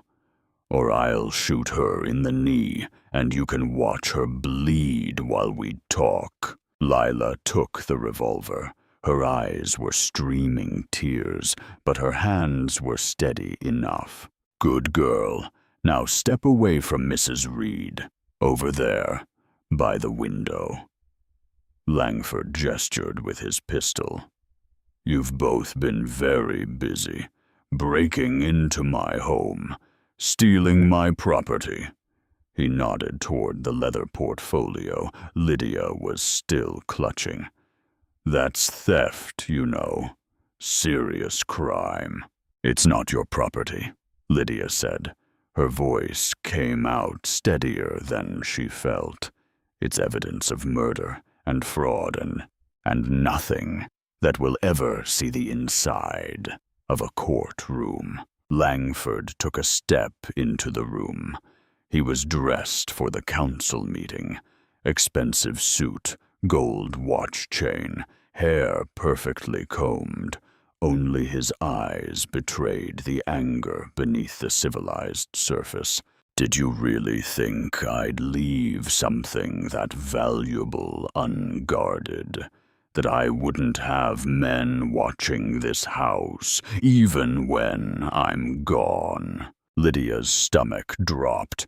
You knew we were coming. I suspected when little Lila here showed up at that hotel in Billings. I had someone follow her. Very sloppy trail, my dear. Led my men straight to Reed's cabin. They've been watching you, waiting to see what you'd do. He smiled. I must say, this is better than I hoped. Both of you caught red-handed. Breaking and entering. Theft. And poor Lydia, clearly coerced by that mountain savage into a life of crime. Nobody coerced me into anything. That's not what the witnesses will say. The whole territory knows Reed kidnapped you from the church, forced you into marriage. It's really quite tragic. Langford's smile widened. But don't worry. Once he's hanged for kidnapping and you're freed from his influence, I'm sure you'll see reason. We can have a proper wedding. Start fresh. Lydia felt bile rise in her throat. I'd rather die. That can be arranged too, but it seems wasteful. He glanced at Lila. As for you, Miss Brooks, you're an accomplice to felony theft. That's 10 years in territorial prison if you're lucky. Unless, of course, you cooperate. Tell the judge how Reed threatened you, how Lydia was clearly under duress, how you were both innocent victims. Lila's jaw clenched. Go to hell. Don't wish me there, dear. Hell is a children's story. Prison is real. 10 years of hard labor. Terrible food. Women who will make your wedding night look gentle by comparison.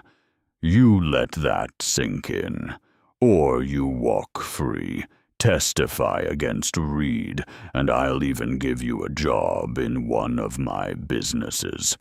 Your choice. She's not testifying to anything, Lydia said, because you're not taking either of us anywhere. Langford laughed, genuine amusement that made Lydia's skin crawl. And how exactly do you plan to stop me? You're unarmed, trapped in my house. I have 6 armed men surrounding this building.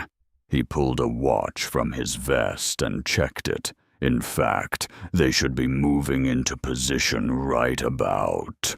The window exploded inward. Glass shattered across the floor as Reed came through in a crash of wood and fury, rifle in his hands.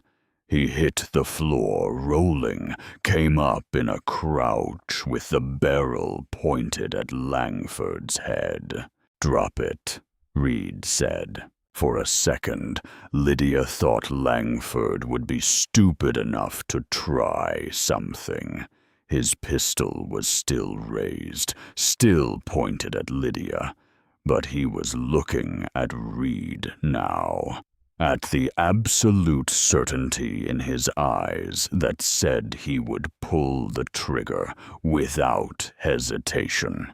Langford lowered the gun, did not drop it, but lowered it. "There's the beast himself," Langford said, "right on schedule.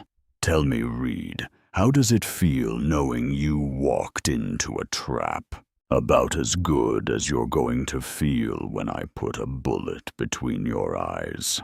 You won't. Too many witnesses, too much noise. My men heard that window break. They're already coming." Langford's smile never wavered. "You might get me, might even get out of this room, but you won't make it out of this house, and Lydia and Lila will hang for your crimes." Lydia saw Reed's finger tighten on the trigger. For a heartbeat, she thought he would do it anyway. Just shoot Langford and damn the consequences. But Reed's eyes flicked to her for an instant, and she saw the calculation there. Saw him weighing her life against revenge. "Lydia," Reed said quietly, not looking away from Langford. "The portfolio. You have it." "Yes." "Then we're leaving.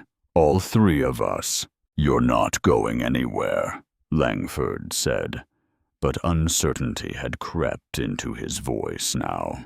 He had expected Reed to shoot or surrender, not negotiate. "Here's what's going to happen," Reed said. "You're going to tell your men to stand down.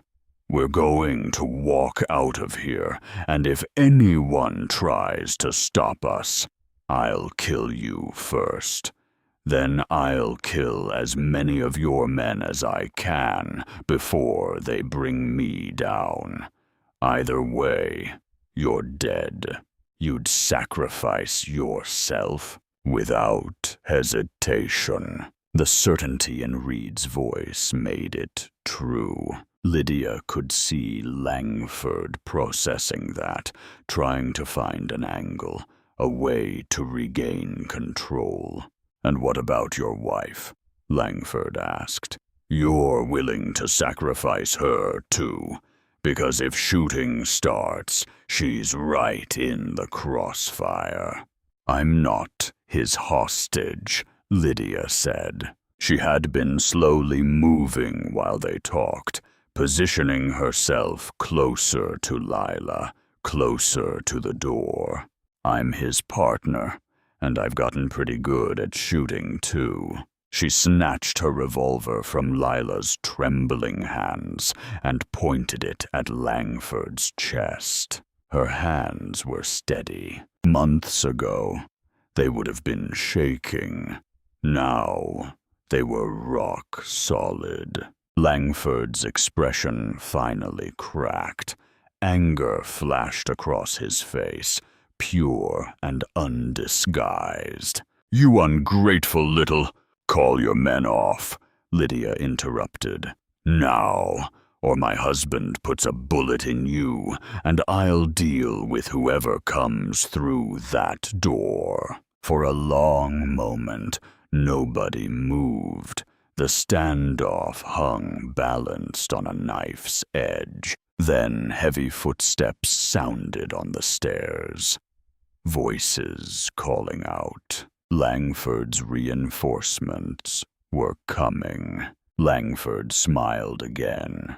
Too late. Reed fired, not at Langford, at the oil lamp on the desk. It exploded in a shower of burning fuel that spread across the papers, the curtains, racing up the wall with terrifying speed. "Move!" Reed shouted. Lydia grabbed Lila's arm and ran for the door. Reed was right behind them, keeping his rifle pointed back at Langford. The banker scrambled backward, trying to avoid the flames, shouting for help. They hit the hallway as armed men reached the top of the stairs. Reed fired once, twice, not trying to kill, just forcing them back down. Lydia and Lila ran for the back staircase Lila had mentioned, the servants' route that led to the kitchen. Behind them, the study was an inferno. Smoke poured into the hallway. Someone was screaming. Langford, Lydia realized. Screaming about the documents, the evidence, everything burning. They made it to the kitchen. The back door was still unlocked from their entry. They burst through into the night air and ran for the tree line. Gunfire erupted behind them. Wood splintered from the door frame. Lydia heard a bullet whine past her ear. Way too close. She fired back blindly, not aiming, just trying to slow their pursuit. Then they were in the trees, and Reed was leading them through the darkness with the sure-footedness of someone who had spent years learning to navigate by starlight. Lydia clutched the leather portfolio to her chest and ran, branches whipping her face, lungs burning. They ran for 20 minutes before Reed finally slowed. They were deep in the forest now, well off any trail Lydia could recognize. Behind them, the glow of fire painted the sky orange. Langford's house was burning. "Did we?" Lila gasped for breath. "Did we just burn down his house?" "Some of it," Reed said. He was checking their back trail. Rifle ready. "Might have been the whole thing, if we're lucky." Lydia collapsed against a tree, chest heaving. Her hands were shaking now, adrenaline catching up with her. "The portfolio, I still have it." "Good, because that's the only reason we're not going back to kill him properly." "He knew," Lydia said. "He knew we were coming. Had it all planned." "Yeah, which means someone's been talking, or his men are better trackers than I gave them credit for." Reed looked at Lila. "You sure you weren't followed?" "I thought I was sure." Lila's voice was small, devastated. "I tried so hard to be careful." "Not your fault. Langford's got resources we don't." Reed pulled out a canteen and passed it to Lydia. "Drink. We've got a hard ride ahead of us." They had hidden the horses a couple of miles out in a ravine Reed knew. The animals were restless but unharmed. They mounted up, Lila riding double with Lydia, and headed deeper into the mountains. They rode through the night, putting distance between themselves and Cedar Falls. Lydia dozed in the saddle a few times, jolted awake when the horse stumbled, but Reed never seemed to tire. He navigated like he could see in the dark, finding paths Lydia would have missed in broad daylight. Dawn found them at a high mountain lake, crystal clear and cold enough to make Lydia's teeth ache when she splashed her face. They made a cold camp, no fire that could give away their position, and ate dried meat while studying the portfolio's contents in the growing light. It was worse than Lydia had imagined.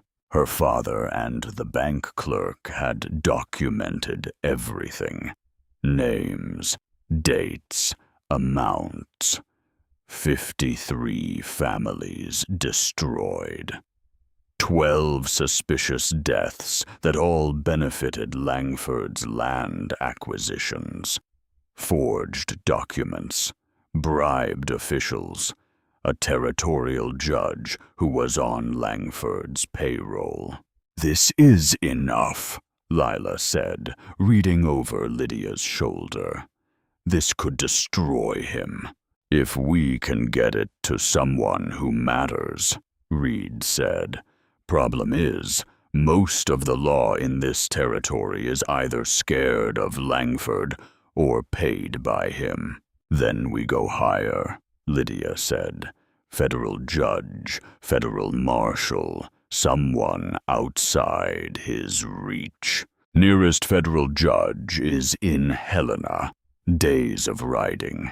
And Langford will have men on every road between here and there." Lydia studied the documents. Her father's handwriting looked shaky in places, like he had been writing in fear or exhaustion. But he had been thorough, methodical. He had built a case that could stand up in any honest court. "There's a federal judge staying at the Grand Hotel," Lila said suddenly. "I heard Langford mention it during the council meeting. Judge Carson. He's doing a circuit, hearing cases in different towns." Reed's head snapped up. "In Cedar Falls. He was supposed to arrive yesterday, staying through the end of the week." Lydia felt pieces clicking together. That's why Langford was so confident. He's got a federal judge right there, probably already bought and paid for. He could have had us arrested, had a trial, and hanged us all legal-like before anyone questioned it. Or the judge is honest and Langford's planning to work around him. Reed was thinking.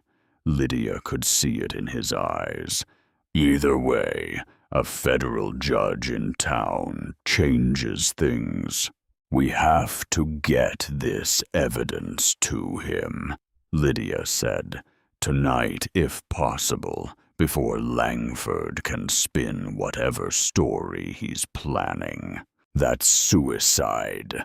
Town will be crawling with his men after what we just did. Then we don't go through town. We go straight to the hotel." Lila shook her head. "The Grand Hotel is in the middle of Cedar Falls. There's no way to get there without being seen. During the day, sure. But at night, when everyone's looking for us in the mountains." Lydia looked at Reed. "You said it yourself. They'll expect us to run, to hide, not to go right back into the lion's den." Reed studied her face for a long moment. "You're serious?" "Completely. My father spent years building this case. He died for it. I'm not going to waste that by running away and hoping someone eventually believes us." Lydia's voice hardened. "We take this evidence to Judge Carson tonight. We make him listen, and we end this. And if the judge is corrupt, if he's already working for Langford, then we improvise. But at least we tried. At least." Lila was looking between them, like they had both lost their minds. "This is crazy. You're talking about riding back into a town full of people who want you dead." "Yes," Lydia said simply, "to deliver evidence to a judge who might arrest you on sight. Yes, and if it goes wrong, we all die." Lydia met Lila's eyes. "If it goes wrong, we die fighting instead of hiding. I can live with that. Can you?" Lila looked scared, terrified, actually. But beneath the fear, Lydia saw something else. The same anger that had made her fight her husband at the auction. The same defiance that had made her ride 2 days straight to warn them. "All right," Lila said quietly. "I'm in." They spent the day planning. Reed scouted the approaches to Cedar Falls, mapped out where Langford's men were likely to be posted. Lila drew detailed layouts of the Grand Hotel, entrances, exits, which rooms would be occupied. Lydia studied her father's evidence until she had memorized the key points. If they got in front of Judge Carson, she would have maybe 5 minutes to make the case before Langford's men found them. She needed to be ready. As the sun dropped toward the western peaks, Reed made them all check their weapons. Lydia's revolver was fully loaded. Lila had a small pistol Reed had given her, though she still shot like someone who had only been practicing for weeks. "Rules," Reed said, looking at both women. "We stay together. If shooting starts, you get to cover and stay there until I say move. If I go down, you're not going down," Lydia interrupted. "If I go down, you grab the evidence and run. Get it to the judge or die trying, but don't stop to help me. Understood?" Lydia wanted to argue, but she saw the fear in his eyes, the same fear he had when talking about his first wife and daughter.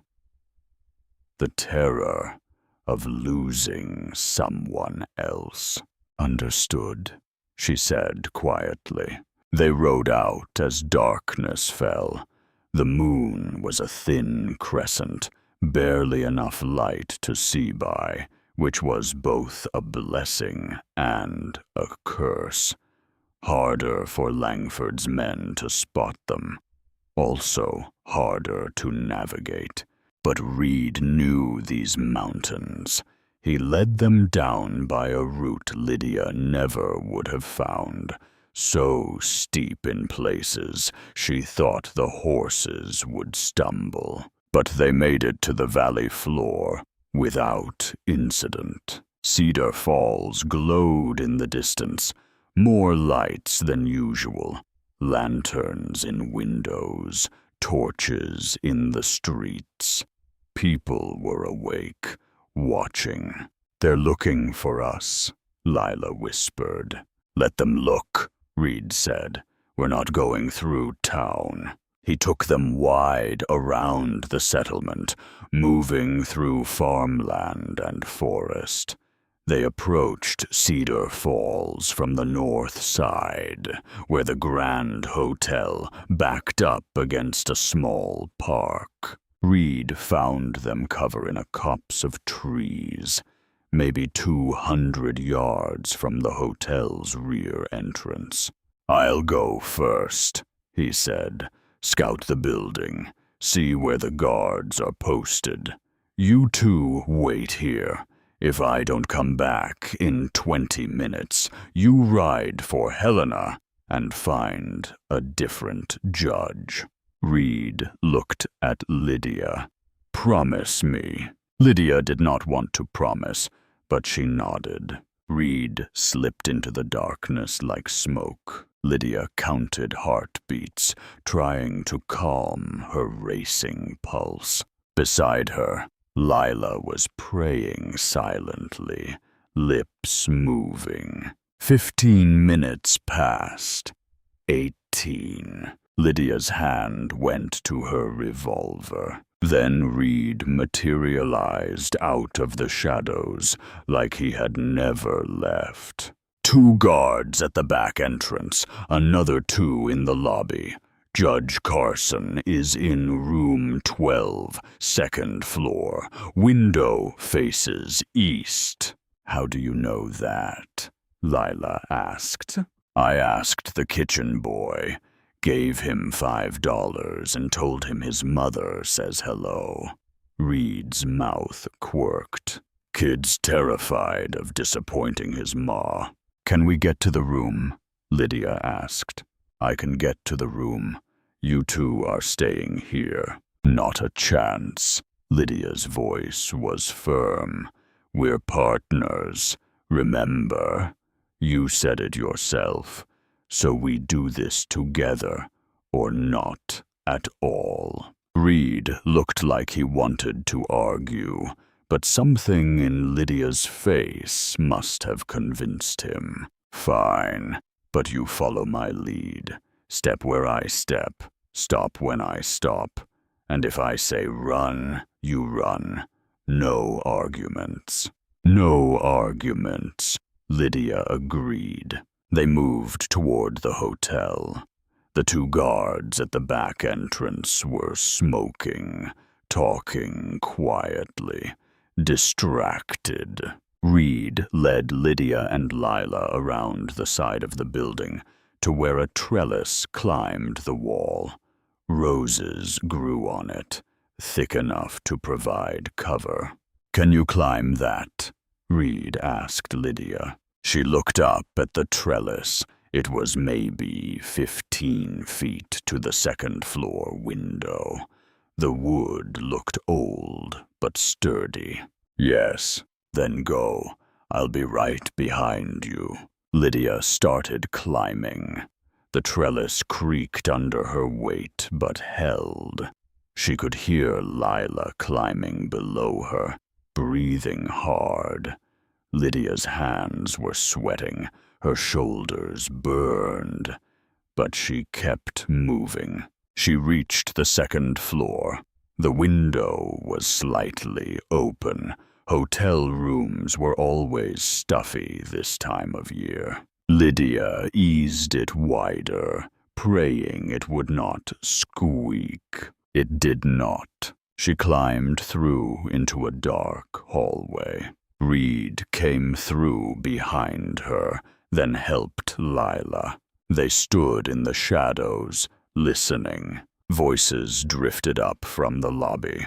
Footsteps on the stairs. Someone going down. Not up.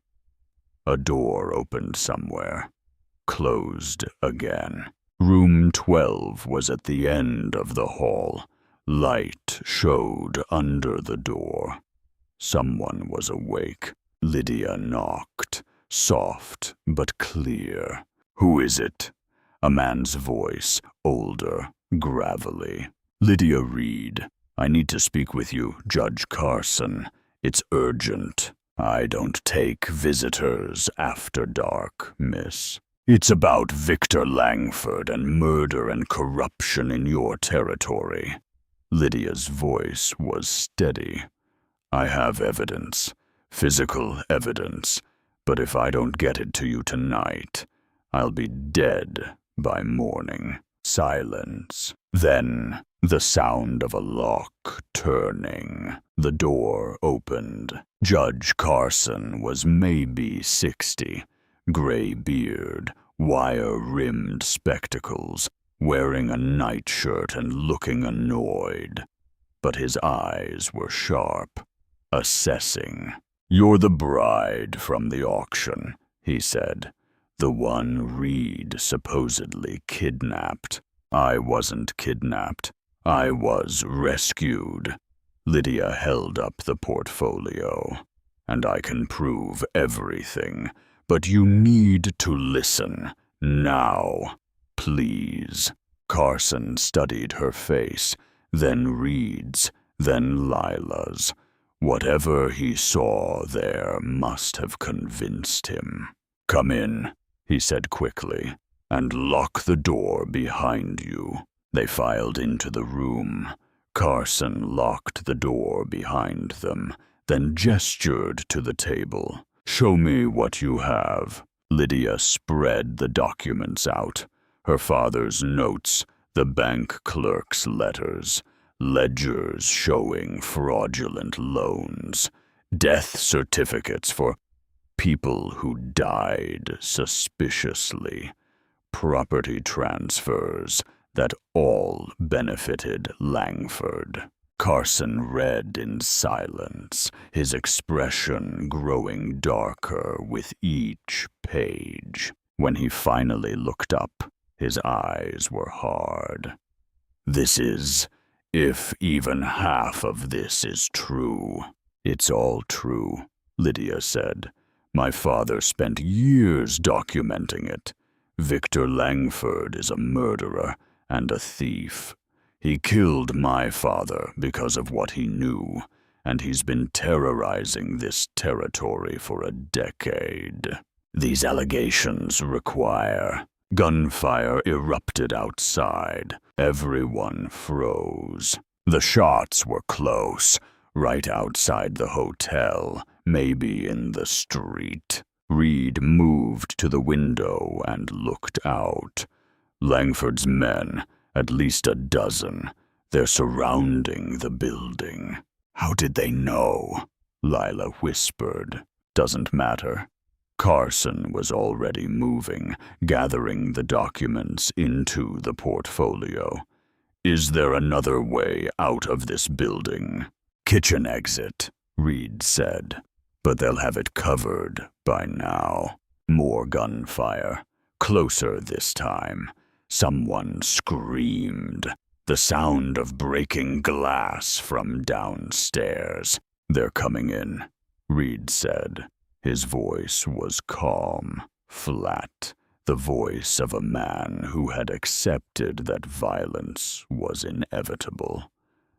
"Lydia, take the judge and Lila. Get to the roof if you can. I'll hold them off." "No," Lydia said. "This isn't negotiable." "You're right. It's not." Lydia pulled her revolver. "We fight together, or we die together. Those are the only options." Heavy footsteps in the hallway, someone pounding on doors, shouting. They were searching rooms. Carson looked between them. "I can deputize you, right now. Make this legal." "Will that stop them from killing us?" Lydia asked. "No, but it means if you survive, you won't hang for defending yourselves." "Good enough." Lydia looked at Reed.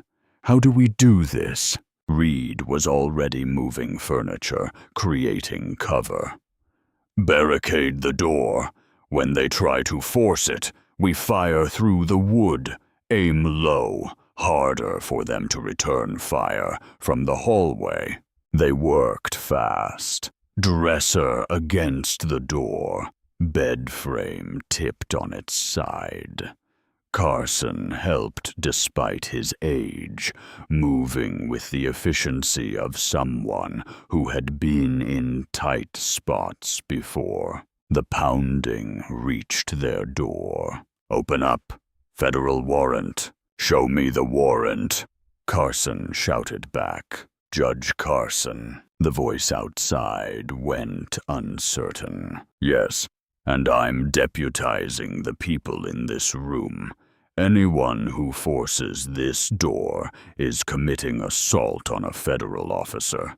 Back down now." Silence. Then, "We've got orders from Mr. Langford." I don't care about Langford's orders. I'm a federal judge, and I'm telling you to stand down. More silence. Lydia could hear hushed voices conferring, then footsteps retreating. They're getting instructions, Reed said. Won't last long. He was right. 2 minutes later, the door shuddered from a massive impact. Someone had brought a ram or a piece of furniture to batter it down. Another impact. Wood splintered around the lock. Reed raised his rifle. Get ready. The door crashed open. The barricade held, but shifted. An arm came through the gap, holding a pistol.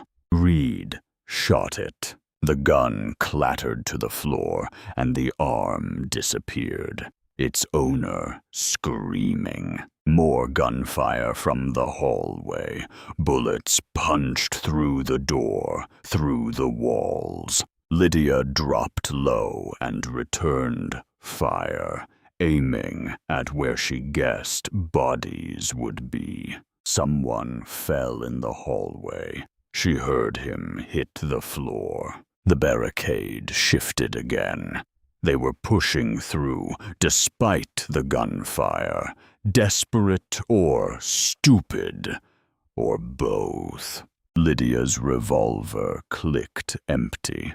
She fumbled for the spare cylinder Reed had made her carry, hand shaking but still moving. Reload. Aim. Fire. A man burst through the barricade. Reed shot him in the chest. He went down, but another came right behind him. Then another. The room filled with smoke and noise and terror. Lydia could not tell who was shooting what. She just aimed at anyone who was not Reed or Lila or Carson, and pulled the trigger. Then silence. Sudden and absolute. Lydia's ears rang. She blinked smoke out of her eyes. 3 bodies lay in the doorway. The hallway beyond was empty. Reload, Reed said. His voice was hoarse. Blood ran down his left arm from a wound Lydia had not seen him take. You're hurt, she said. I'm fine. Reload. Lydia reloaded with shaking hands. Beside her, Lila was ghost white, but still standing, still holding her pistol. They'll be back, Carson said. He had picked up one of the dropped pistols and held it with familiar competence. Bigger force next time. We can't hold this room. Roof, Reed said. Only way.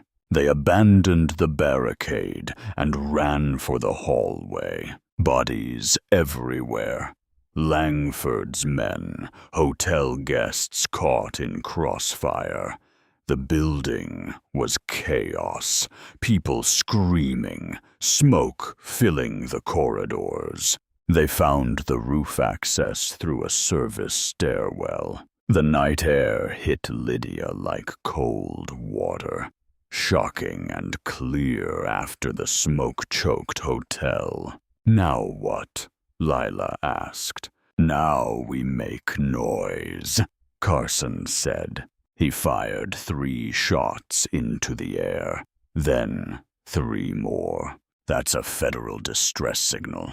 If there's anyone in this town who's still loyal to actual law.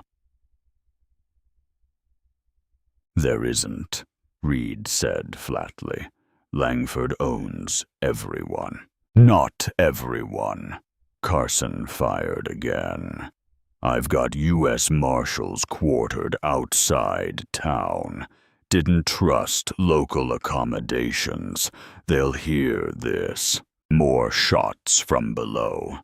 Langford's men were coming up the stairs. "How long?" Lydia asked. 20 minutes if they ride hard. 10 if they were already on their way. Reed barricaded the roof access door.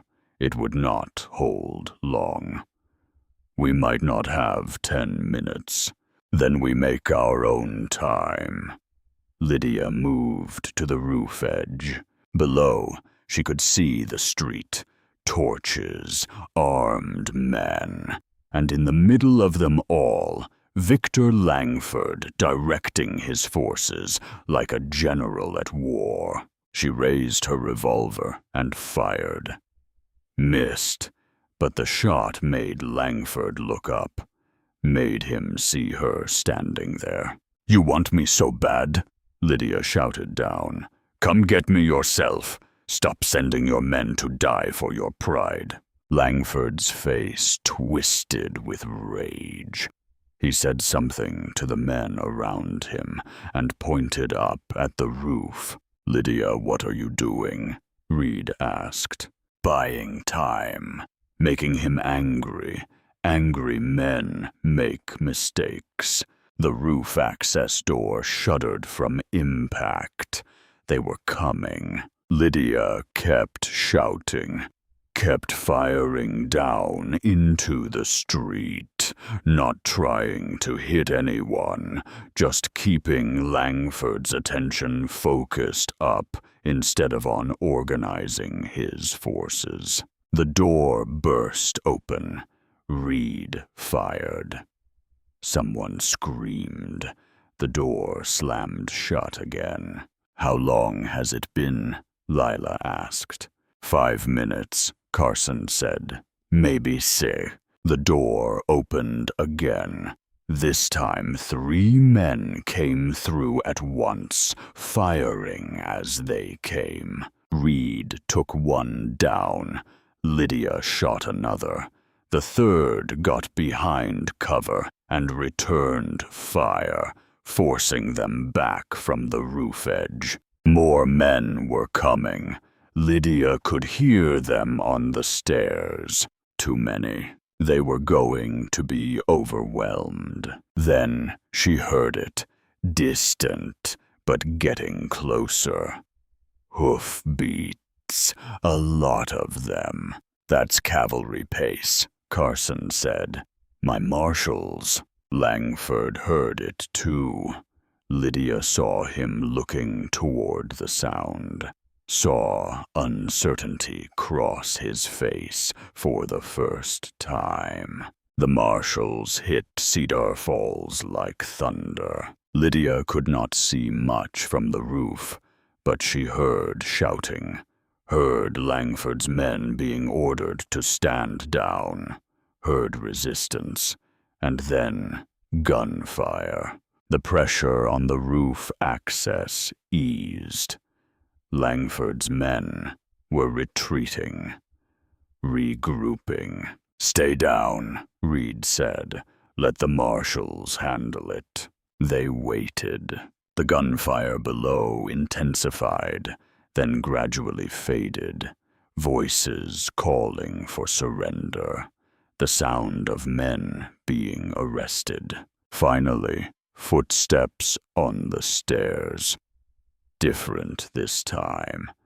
Measured. Official. "Judge Carson." A new voice. "U.S. Marshal Davis, are you secure?" "We're secure," Carson called back. 3 deputies with me. Stand down." The door opened carefully. 3 marshals entered, guns drawn, but not aimed. They wore federal badges and looked capable. "Judge, we got word about the distress shots. What's the situation?" "Attempted murder of a federal judge," Carson said calmly. "And I've got evidence of a criminal conspiracy that's going to shake this whole territory. Get Victor Langford in custody, now." By dawn, it was over. They had moved to the courthouse, the only building in town that felt secure enough. Langford sat in chains, his expensive suit torn and dirty, blood from a split lip staining his collar. His men were locked up. The marshals had taken control of the town. Lydia sat in the witness chair, exhausted beyond measure, and told her story. All of it. The auction, her father's death, the evidence, the chase, the fire, the siege. Carson listened. So did the marshals. So did the crowd that had gathered. Townspeople who had been too scared to speak before, but were finding courage now that Langford was in chains. When Lydia finished, Carson asked, "And you'll testify to all of this in federal court?" "Yes, Miss Brooks." Lila nodded. "Yes, sir." "Mr. Reed." Reed looked at Carson. "I'll testify, but I've got a murder warrant out of this territory, years old, for defending your family from men who were burning your home," Carson said. He had read all the evidence during the night. "I'll have that warrant vacated. You're not a criminal, Mr. Reed. You're a victim." Something broke in Reed's expression. Years of running, of hiding, of believing he was a wanted man, gone in a single sentence. Carson turned to Langford. "Victor Langford, you're hereby charged with murder, conspiracy to commit murder, fraud, bribery of public officials, and about 15 other crimes I'll enumerate later. You'll be tried in federal court, and based on the evidence I've seen, you're going to hang." Langford did not speak.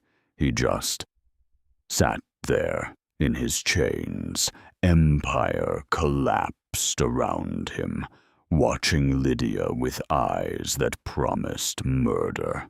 "Get him out of my sight," Carson said.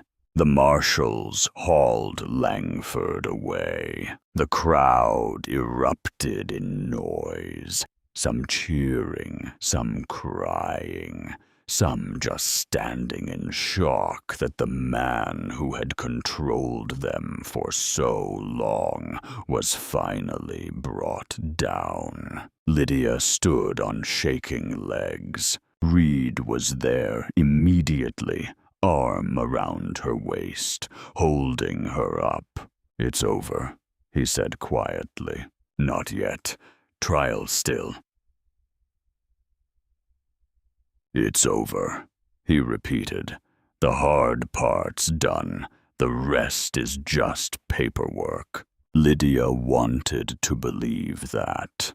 But she had learned these past months that nothing was ever really over until you buried it deep and moved on. Still, for now, for this moment, they had won. The trial lasted weeks, though it felt like years. Lydia testified for 2 full days, standing in front of a federal court packed with people who had traveled from across the territory to watch Victor Langford's empire burn.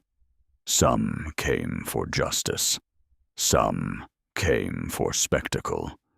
Most came because they needed to see with their own eyes that a man like Langford could actually fall. The prosecution presented her father's documents piece by piece, building a case so overwhelming that even Langford's expensive lawyers from Denver could not dismantle it. 53 families destroyed, 12 deaths, hundreds of thousands of dollars stolen through fraud and manipulation. And Lydia was there for all of it, watching Langford's face as witness after witness took the stand.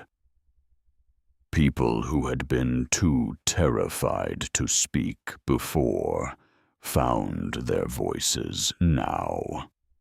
A widow whose husband had died in a mining collapse testified that Langford's men had weakened the support beams the night before.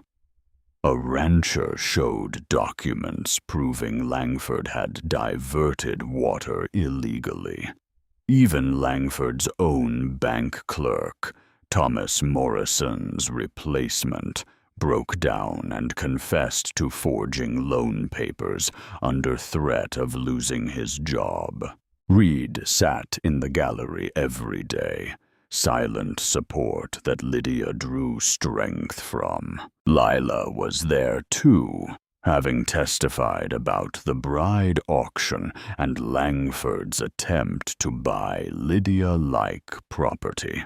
Judge Carson presided with an iron hand, allowing no delays, no theatrics from the defense. On the final day, the jury deliberated for under an hour, guilty on all counts. The courtroom erupted, people cheering, crying, embracing strangers. Lydia just sat there, feeling hollowed out and strangely empty. She had wanted this, fought for it, nearly died for it. But watching Langford's face as the verdict was read, seeing the disbelief, the rage, the final understanding that his money and influence meant nothing here, she felt no triumph, just exhaustion.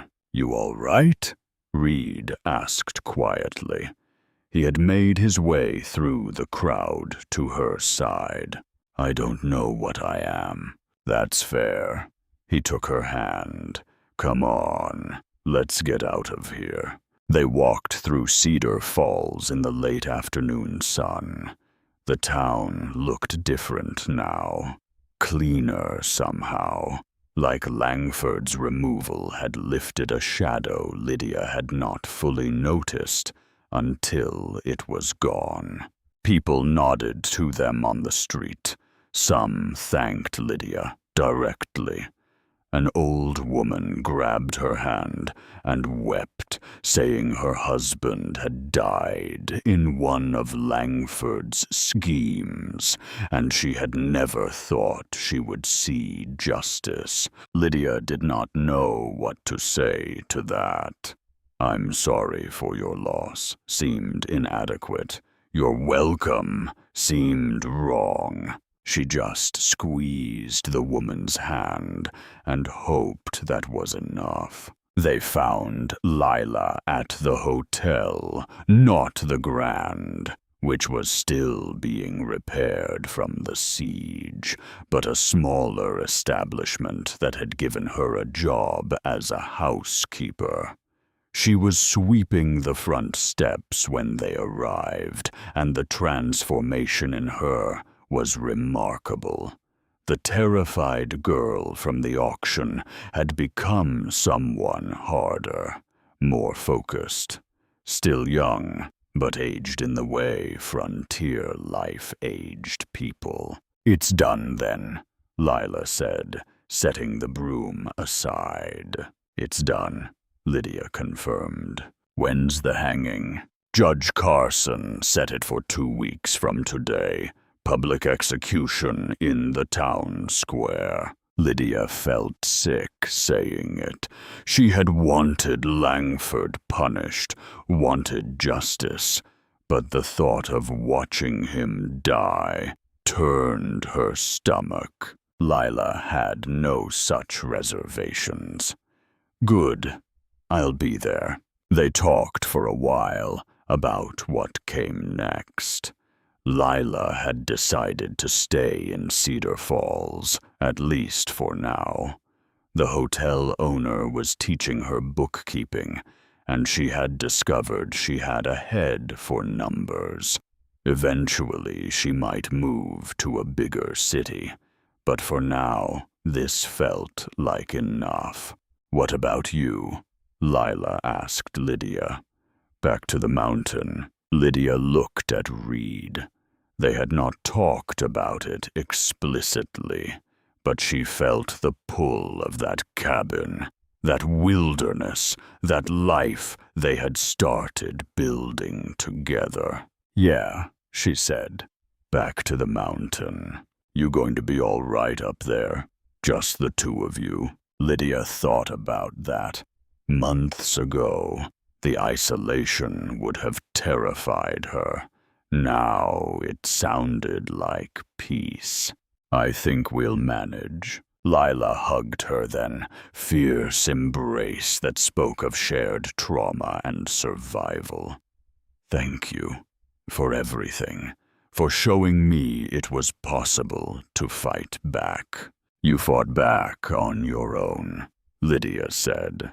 "I just gave you an excuse." After Lila went back to work, Lydia and Reed walked to the cemetery on the edge of town. Her father's grave was simple, just a wooden marker with his name and dates. The town had buried him in a pauper's plot since Lydia had been unable to pay for anything better. She knelt beside the grave and placed her hand on the earth. "We got him, Papa. Langford's going to hang. Everyone knows what he did, and your evidence, all those years of work, it mattered. It saved people." Reed stood a respectful distance away, giving her space. Lydia was grateful for that. Some grief needed privacy. "I miss you," she said quietly. "I wish you could have met Silas properly, not just that one time in the library. I think you would have liked him. He's good in ways that matter." She wiped her eyes. "I'm going to be all right. I wanted you to know that. I'm stronger now. You'd be proud." The wind moved through the pine trees surrounding the cemetery, sounding almost like whispered words. Lydia chose to believe her father heard her somehow. It made the leaving easier. They stayed in Cedar Falls for another couple of weeks, partly to see the sentence carried out, partly because Lydia needed time to settle her father's affairs. The house where she had grown up had been seized by the bank, Langford's bank, but Judge Carson had ordered it returned to her along with monetary compensation for the fraudulent debt. Lydia walked through the empty rooms one last time, seeing ghosts everywhere. Her father at his desk, reading by lamplight.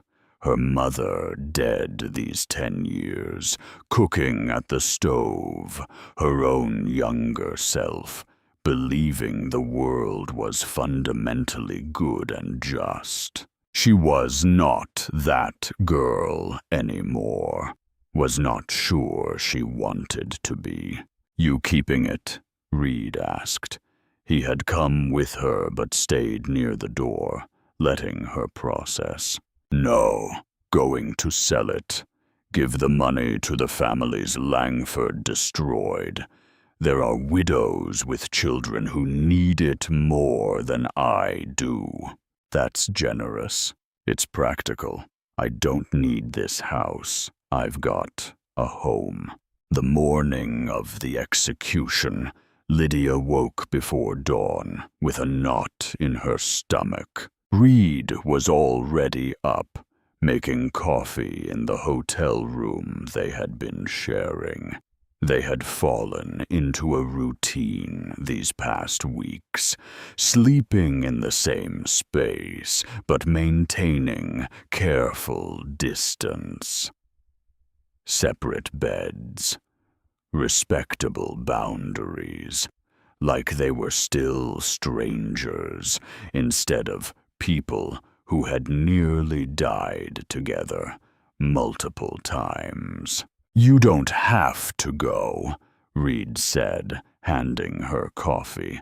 "Nobody would blame you for sitting this one out." "I know, but I need to see it through." Lydia sipped the bitter brew. "My father deserves a witness."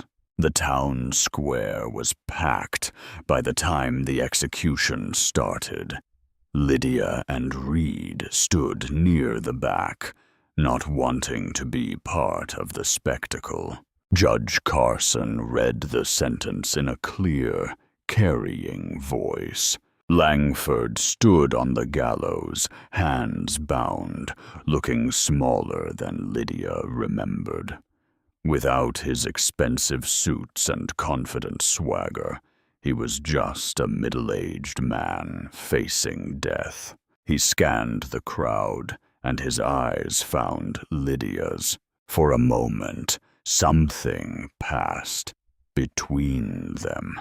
Not forgiveness, but maybe understanding. They had both been shaped by this frontier, by the brutality and opportunity it offered.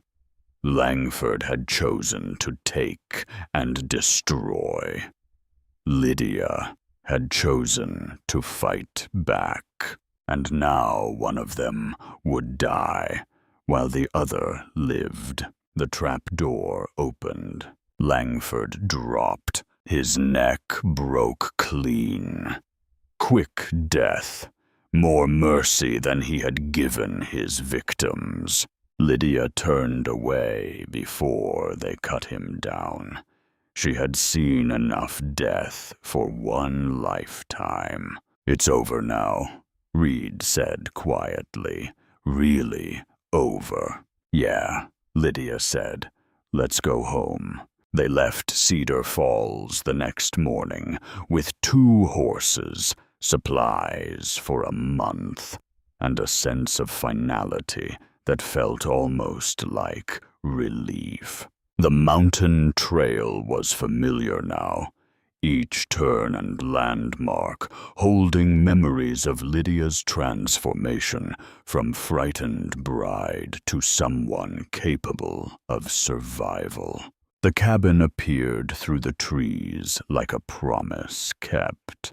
It looked exactly as they had left it, sturdy, weathered, real. Lydia had been gone less than the time it took for seasons to turn, but it felt like years. Inside, everything was covered in dust. They spent the afternoon cleaning, restoring order, making the space livable again. It felt good to work with her hands, to focus on simple tasks instead of testimony and violence and justice. That night they sat on the porch as the soul behind the western peaks. The sky went through its evening transformation, blue to gold, to pink, to purple. And Lydia felt something inside her finally settle. "Can I ask you something?" she said. "Sure. That first day in the church when you kissed me." She looked at him. Was it really just about making a statement to Langford? Or was there more to it? Reed was quiet for a long moment. Then he said, "Honestly, I don't know. In the moment, yeah, it was about claiming you publicly, so he couldn't. But..." He trailed off, looking uncomfortable. "But what?" "But I'd seen you around town before, a few times over the years when I came down for supplies. You were always reading on your father's porch or walking to the library with a stack of books. And I remember thinking you looked like someone who still believed the world could be good, despite living in a place like Cedar Falls. He met her eyes. I wanted to protect that even before I knew Langford was after you. Lydia's chest tightened. I'm not that person anymore. No, you're someone better. Someone who knows the world can be cruel, but chooses to fight anyway. Is that better? I think so. Innocence is easy. Courage after you've seen the worst. That's harder. They sat in silence for a while. Then Lydia said, I'm not going anywhere, just so you know. This cabin, this life, I'm staying. I was hoping you'd say that. But we need to talk about the sleeping arrangements.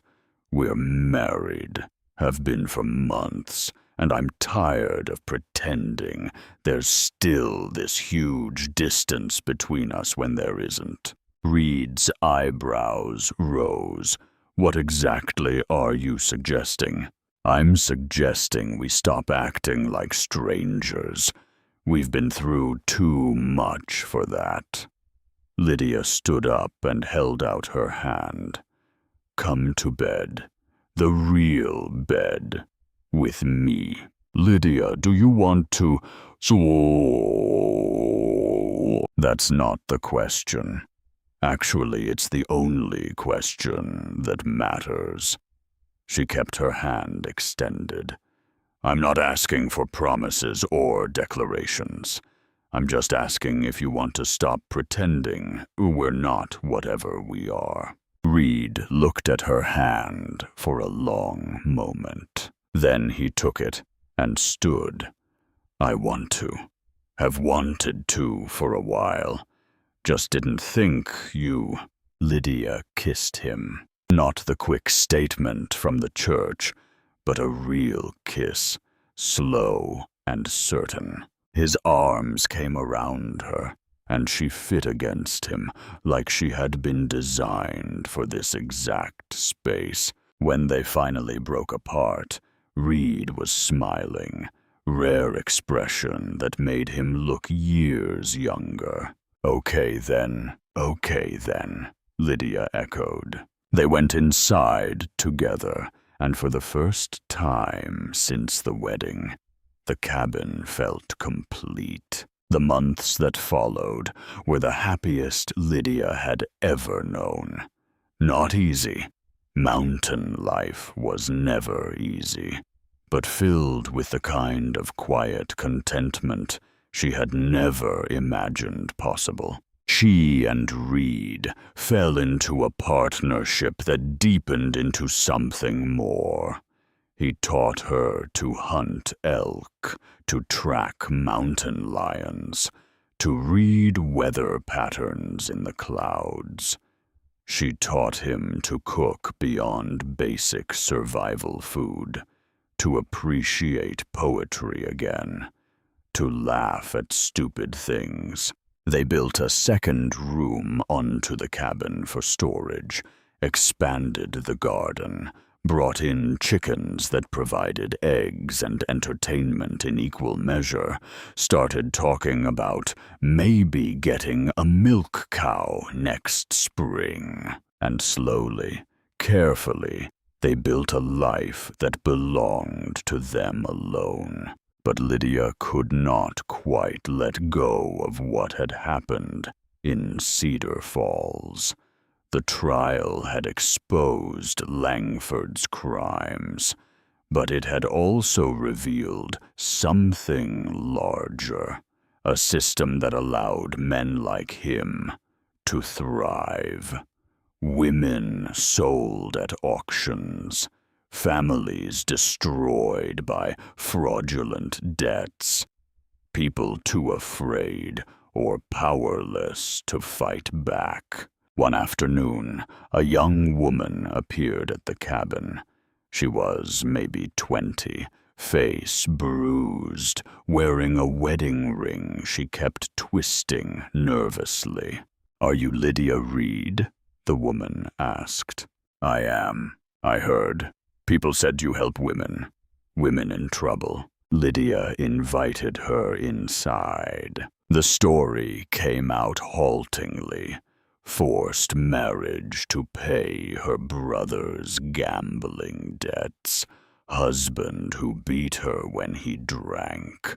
Nowhere to run because the whole town was in on the arrangement. "I don't know what I can do," Lydia said honestly. "I'm not a lawyer. I don't have much money. But you fought back against Victor Langford. Everyone knows that story." The woman's eyes were desperate. "I just need to know it's possible, that someone like me can get away." Lydia looked at Reed. He nodded slightly. "You can stay here," Lydia said. "Tonight, at least. Tomorrow we'll figure out where you can go, somewhere safe, and we'll give you money to start over." "I can't take your money." "You can, and you will, because someone helped me when I needed it." Lydia took the woman's hands. "You're not trapped. Remember that. You're never as trapped as they want you to believe." The woman stayed a few days. Lydia taught her to shoot, gave her a revolver and ammunition, helped her plan a route east to a cousin in Wyoming who might take her in. When she left, she hugged Lydia so hard it hurt. "Thank you," she whispered, "for showing me I could." After she was gone, Lydia sat on the porch and stared at the mountains. "We're going to get more of them," she said. "Women running from bad situations. Word's going to spread that there's a place in the mountains where someone will help." "Probably," Reed agreed. "That all right with you? It's your cabin too, your life, your choice." He paused. "But yeah, it's all right with me." Over the next couple of years, more women found their way to the cabin. Some stayed a night, some stayed weeks. Lydia and Reed helped all of them. With money, with shelter, with basic survival skills, with connections to people in other towns who could offer work or protection. Not all of them made it. Some went back to their old situations, unable to imagine a different life. One died from injuries sustained before she reached them, but the others got out, started over, built new lives from the ashes of the old ones. And Lydia discovered something she had not expected. Helping them helped her. Each woman who walked away stronger than she had arrived felt like a small victory against the Victor Langfords of the world. Lila visited once, a couple of years after the trial. She had saved enough money to buy a share in the hotel and was now part owner. She had also met someone, a carpenter who was helping rebuild Cedar Falls into something better than it had been. "You look happy," Lydia said, watching Lila help Reed repair the chicken coop. "I am. Weird, right? After everything." Lila straightened, wiping sweat from her forehead. But I think maybe that's the point. We went through hell and came out the other side. Now we get to choose what comes next. And you chose the mountain. I chose not to run anymore. There's a difference. Lila looked at Lydia. What about you? You and Reed ever think about moving down, getting involved in town politics? You'd be good at it. Lydia thought about that. Once she might have wanted it. The respectability, the influence, the chance to change systems from within. But that felt like someone else's dream now. No, she said. This is where I belong. Up here, away from all that. Fighting from the margins instead of the center. Something like that. Leela smiled. Suits you better anyway. You were never made for playing politics. That night, after Lila had ridden back down to town, Lydia and Reed sat on their porch and watched the stars emerge. The sky up here was still impossibly vast, still filled with more light than Lydia had ever imagined. Do you regret it? Reed asked, staying up here instead of going back to civilization. Lydia thought about the question, about the life she might have had, remarried to some respectable man, living in a proper house with servants and social obligations, safe, comfortable, ordinary. No, she said. I don't regret any of it. Not even the parts where we almost died. Especially not those parts. They taught me I could survive anything. She leaned against his shoulder.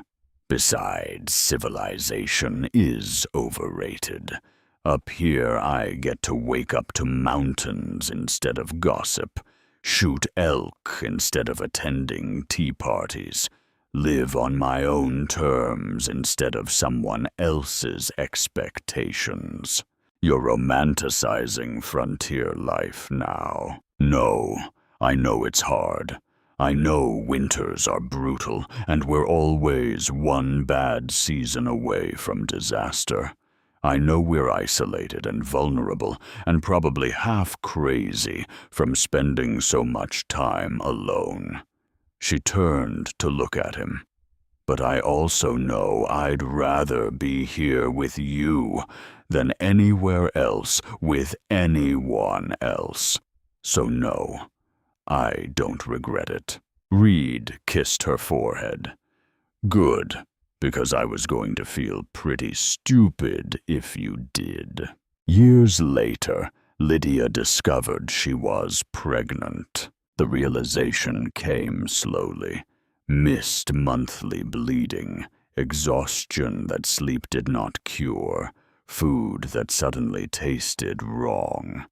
She had been so focused on survival that the possibility of new life had not occurred to her. Reed's reaction was complicated. Joy mixed with terror in equal measure. His first daughter had died young. The thought of trying again, of risking that kind of loss. We don't have to, Lydia said, watching his face. If it's too much. No. I want this, want you, want... He put his hand on her still flat stomach. I'm just scared. Me too. But we'll figure it out. Same way we figured out everything else. They spent the pregnancy preparing. Reed built a cradle from pine wood, sanding it so smooth there was not a single rough edge. Lydia sewed baby clothes from fabric she had saved, trying to remember what her mother had taught her about tiny seams and delicate stitching. They argued about names. Reed wanted to honor his first daughter, Clara, but Lydia worried that would make it harder for him to see this child as her own person. They compromised on Clara as a middle name if it was a girl, and started considering other options for first names. The baby came in early spring during a storm that made Lydia glad they had prepared for isolation. No doctor, no midwife, just Reed, who had helped deliver foals and calves but never a human child, doing his best with shaking hands and whispered prayers to no one in particular. It was hours of pain that made getting shot seem pleasant by comparison. Lydia screamed things she did not mean, and probably broke Reed's hand with her grip. But when it was finally over, and their daughter was crying loud enough to shake the roof beams, Lydia understood why people called it a miracle. "She's perfect," Reed said, voice breaking. He was holding the baby like she might shatter. "Look at her. She's perfect." The baby was not perfect. She was wrinkled and red and covered in vernix and screaming her head off. But she was theirs, and she was alive. And that was enough. They named her Elena Grace Reed. Elena after Reed's late wife, Grace after Leon Chen. Elena grew fast, filling the cabin with noise and chaos, and a kind of joy Lydia had not known was possible. She had Reed's dark eyes, and Lydia's stubborn jaw, and a personality that suggested she would be hell on wheels once she learned to walk. "She's going to be trouble," Reed said one evening, watching Elena attempt to eat her own foot. "Good," Lydia said. "Trouble means she won't let anyone push her around." The years passed. Elena learned to walk, then run, then climb things she had no business climbing. More children followed. A son they named Thomas after Lydia's father, then another daughter, then twin boys who nearly killed Lydia during delivery, but emerged healthy and screaming. The cabin expanded with the family. More rooms, more beds, more noise and laughter, and the particular chaos that came with raising children in the wilderness. But through it all, Lydia and Reed maintained the core of what they had built together: partnership, respect, the understanding that they had both survived hell and chosen each other anyway. Women still came to the cabin occasionally, looking for help. Lydia helped when she could, though it was harder now with children underfoot. But she taught her daughters the same skills Reed had taught her: shooting, tracking, survival. Taught them that strength came in many forms, and that being scared did not mean being helpless. She taught her sons, too. Made sure they understood that protecting women did not mean owning them. That real men did not need to control others to feel powerful. That courage meant standing up to systems that were wrong, even when it cost you everything. One afternoon, when Elena was growing into a curious young girl and asking uncomfortable questions about where babies came from, Lydia told her an edited version of how she and Reed had met.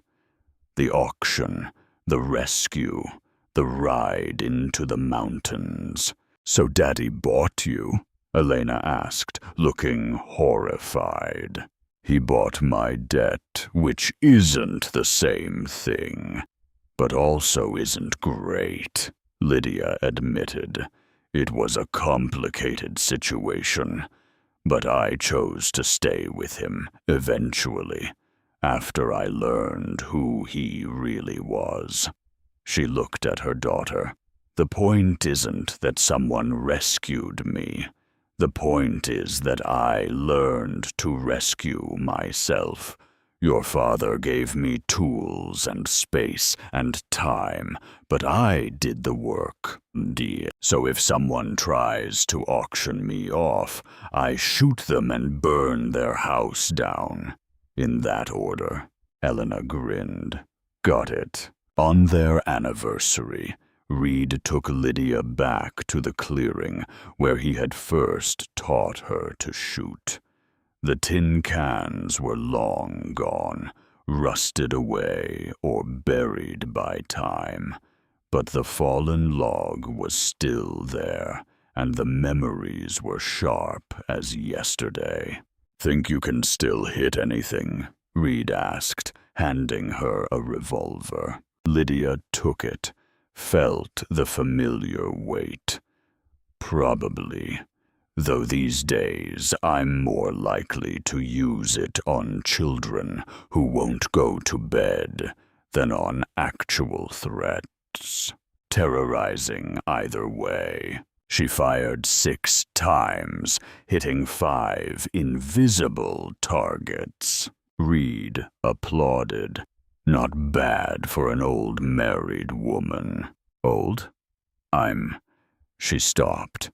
The years had passed in a blur of love and work and children. "Ancient, practically decrepit." Reed punched his arm lightly. "You're older than me." "Fair point." He pulled her close, and even after all these years, the fit was still perfect. "Thank you," he said. "For what?" "For staying. For building this life with me. For being stronger than you thought you could be." He kissed her forehead. "For saying yes in that church, even though you had no reason to trust me." Lydia thought about that day, about standing in that cream-colored dress, watching Lila get dragged away, feeling Langford's eyes on her like ownership, about Reed crashing through those doors like vengeance itself. "I didn't say yes because I trusted you," she admitted. "I said yes because I was desperate, and you looked less terrible than the alternative. Romantic. But I stayed because I learned to trust you, learned to love you, learned that sometimes the best things in life come from the worst circumstances." She looked up at him. "So thank you, too, for being worth trusting." They walked back to the cabin hand in hand. Through the window, Lydia could see their children, Elena helping Thomas with reading, the twins wrestling on the floor, the youngest napping in her cradle. This was her life now, noisy, chaotic, filled with diapers and dishes and the constant work of survival. nothing like what she had imagined standing in her father's library years ago. But it was hers, built with her own hands and choices and courage, and that made it more valuable than any life someone else might have chosen for her. That night, after the children were finally asleep and the cabin was quiet, Lydia stood on the porch and looked at the stars. Somewhere down in the valley, Cedar Falls was still there, still growing, still changing, still full of people trying to survive the frontier's casual brutality. But up here in the mountains, Lydia had found something those people were still searching for. Not safety. The wilderness was never safe, not comfort. Frontier life was hard, and would always be hard. She had found freedom.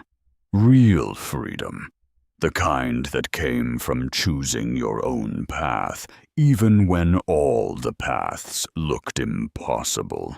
The kind that came from learning you were stronger than you had ever imagined. The kind that came from building something real with someone who saw you as an equal instead of property. Reed came out to join her, 2 cups of coffee in hand. They stood together in comfortable silence, watching the night sky. "Think they'll remember us?" Lydia asked. "The women we helped. Years from now, some will, some won't. Does it matter? I guess not. We didn't do it for recognition.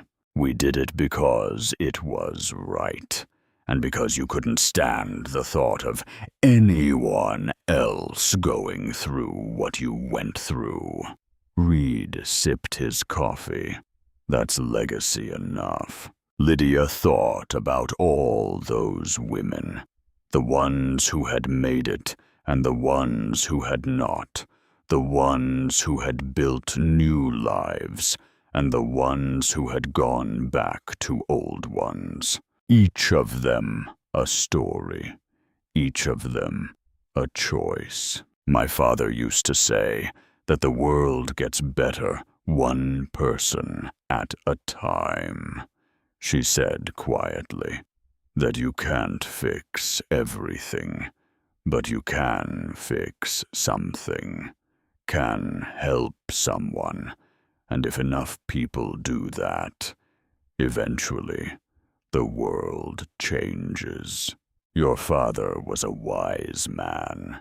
He was, and he died trying to prove it. Lydia leaned against Reed's shoulder. But he was right. Look at Cedar Falls now. Langford's gone. The auction system is illegal. There's actual law. It's not perfect, but it's better than it was. Because of you. Because of a lot of people. I was just the one angry enough to do something about it. They finished their coffee and went inside. The cabin was warm, filled with the soft breathing of sleeping children and the particular peace that came from exhaustion honestly earned. Lydia lay in bed beside her husband and thought about the girl she had been years ago. Terrified, powerless, standing on an auction block with no good choices left. That girl would barely recognize the woman Lydia had become. Scarred, capable, mother and wife and survivor. Someone who had faced the worst the frontier could offer and came through it not unbroken. There were cracks. There would always be cracks, but stronger for the breaking. I love you, she said into the darkness. Love you too, Reed replied, half asleep already. Lydia smiled and closed her eyes. Tomorrow there would be children to feed and chores to finish, and probably some new crisis to manage. There would be hard work and harder choices, and the constant negotiation between survival and something more. But tonight, she could rest. Tonight, she was safe and loved and free, and that was everything.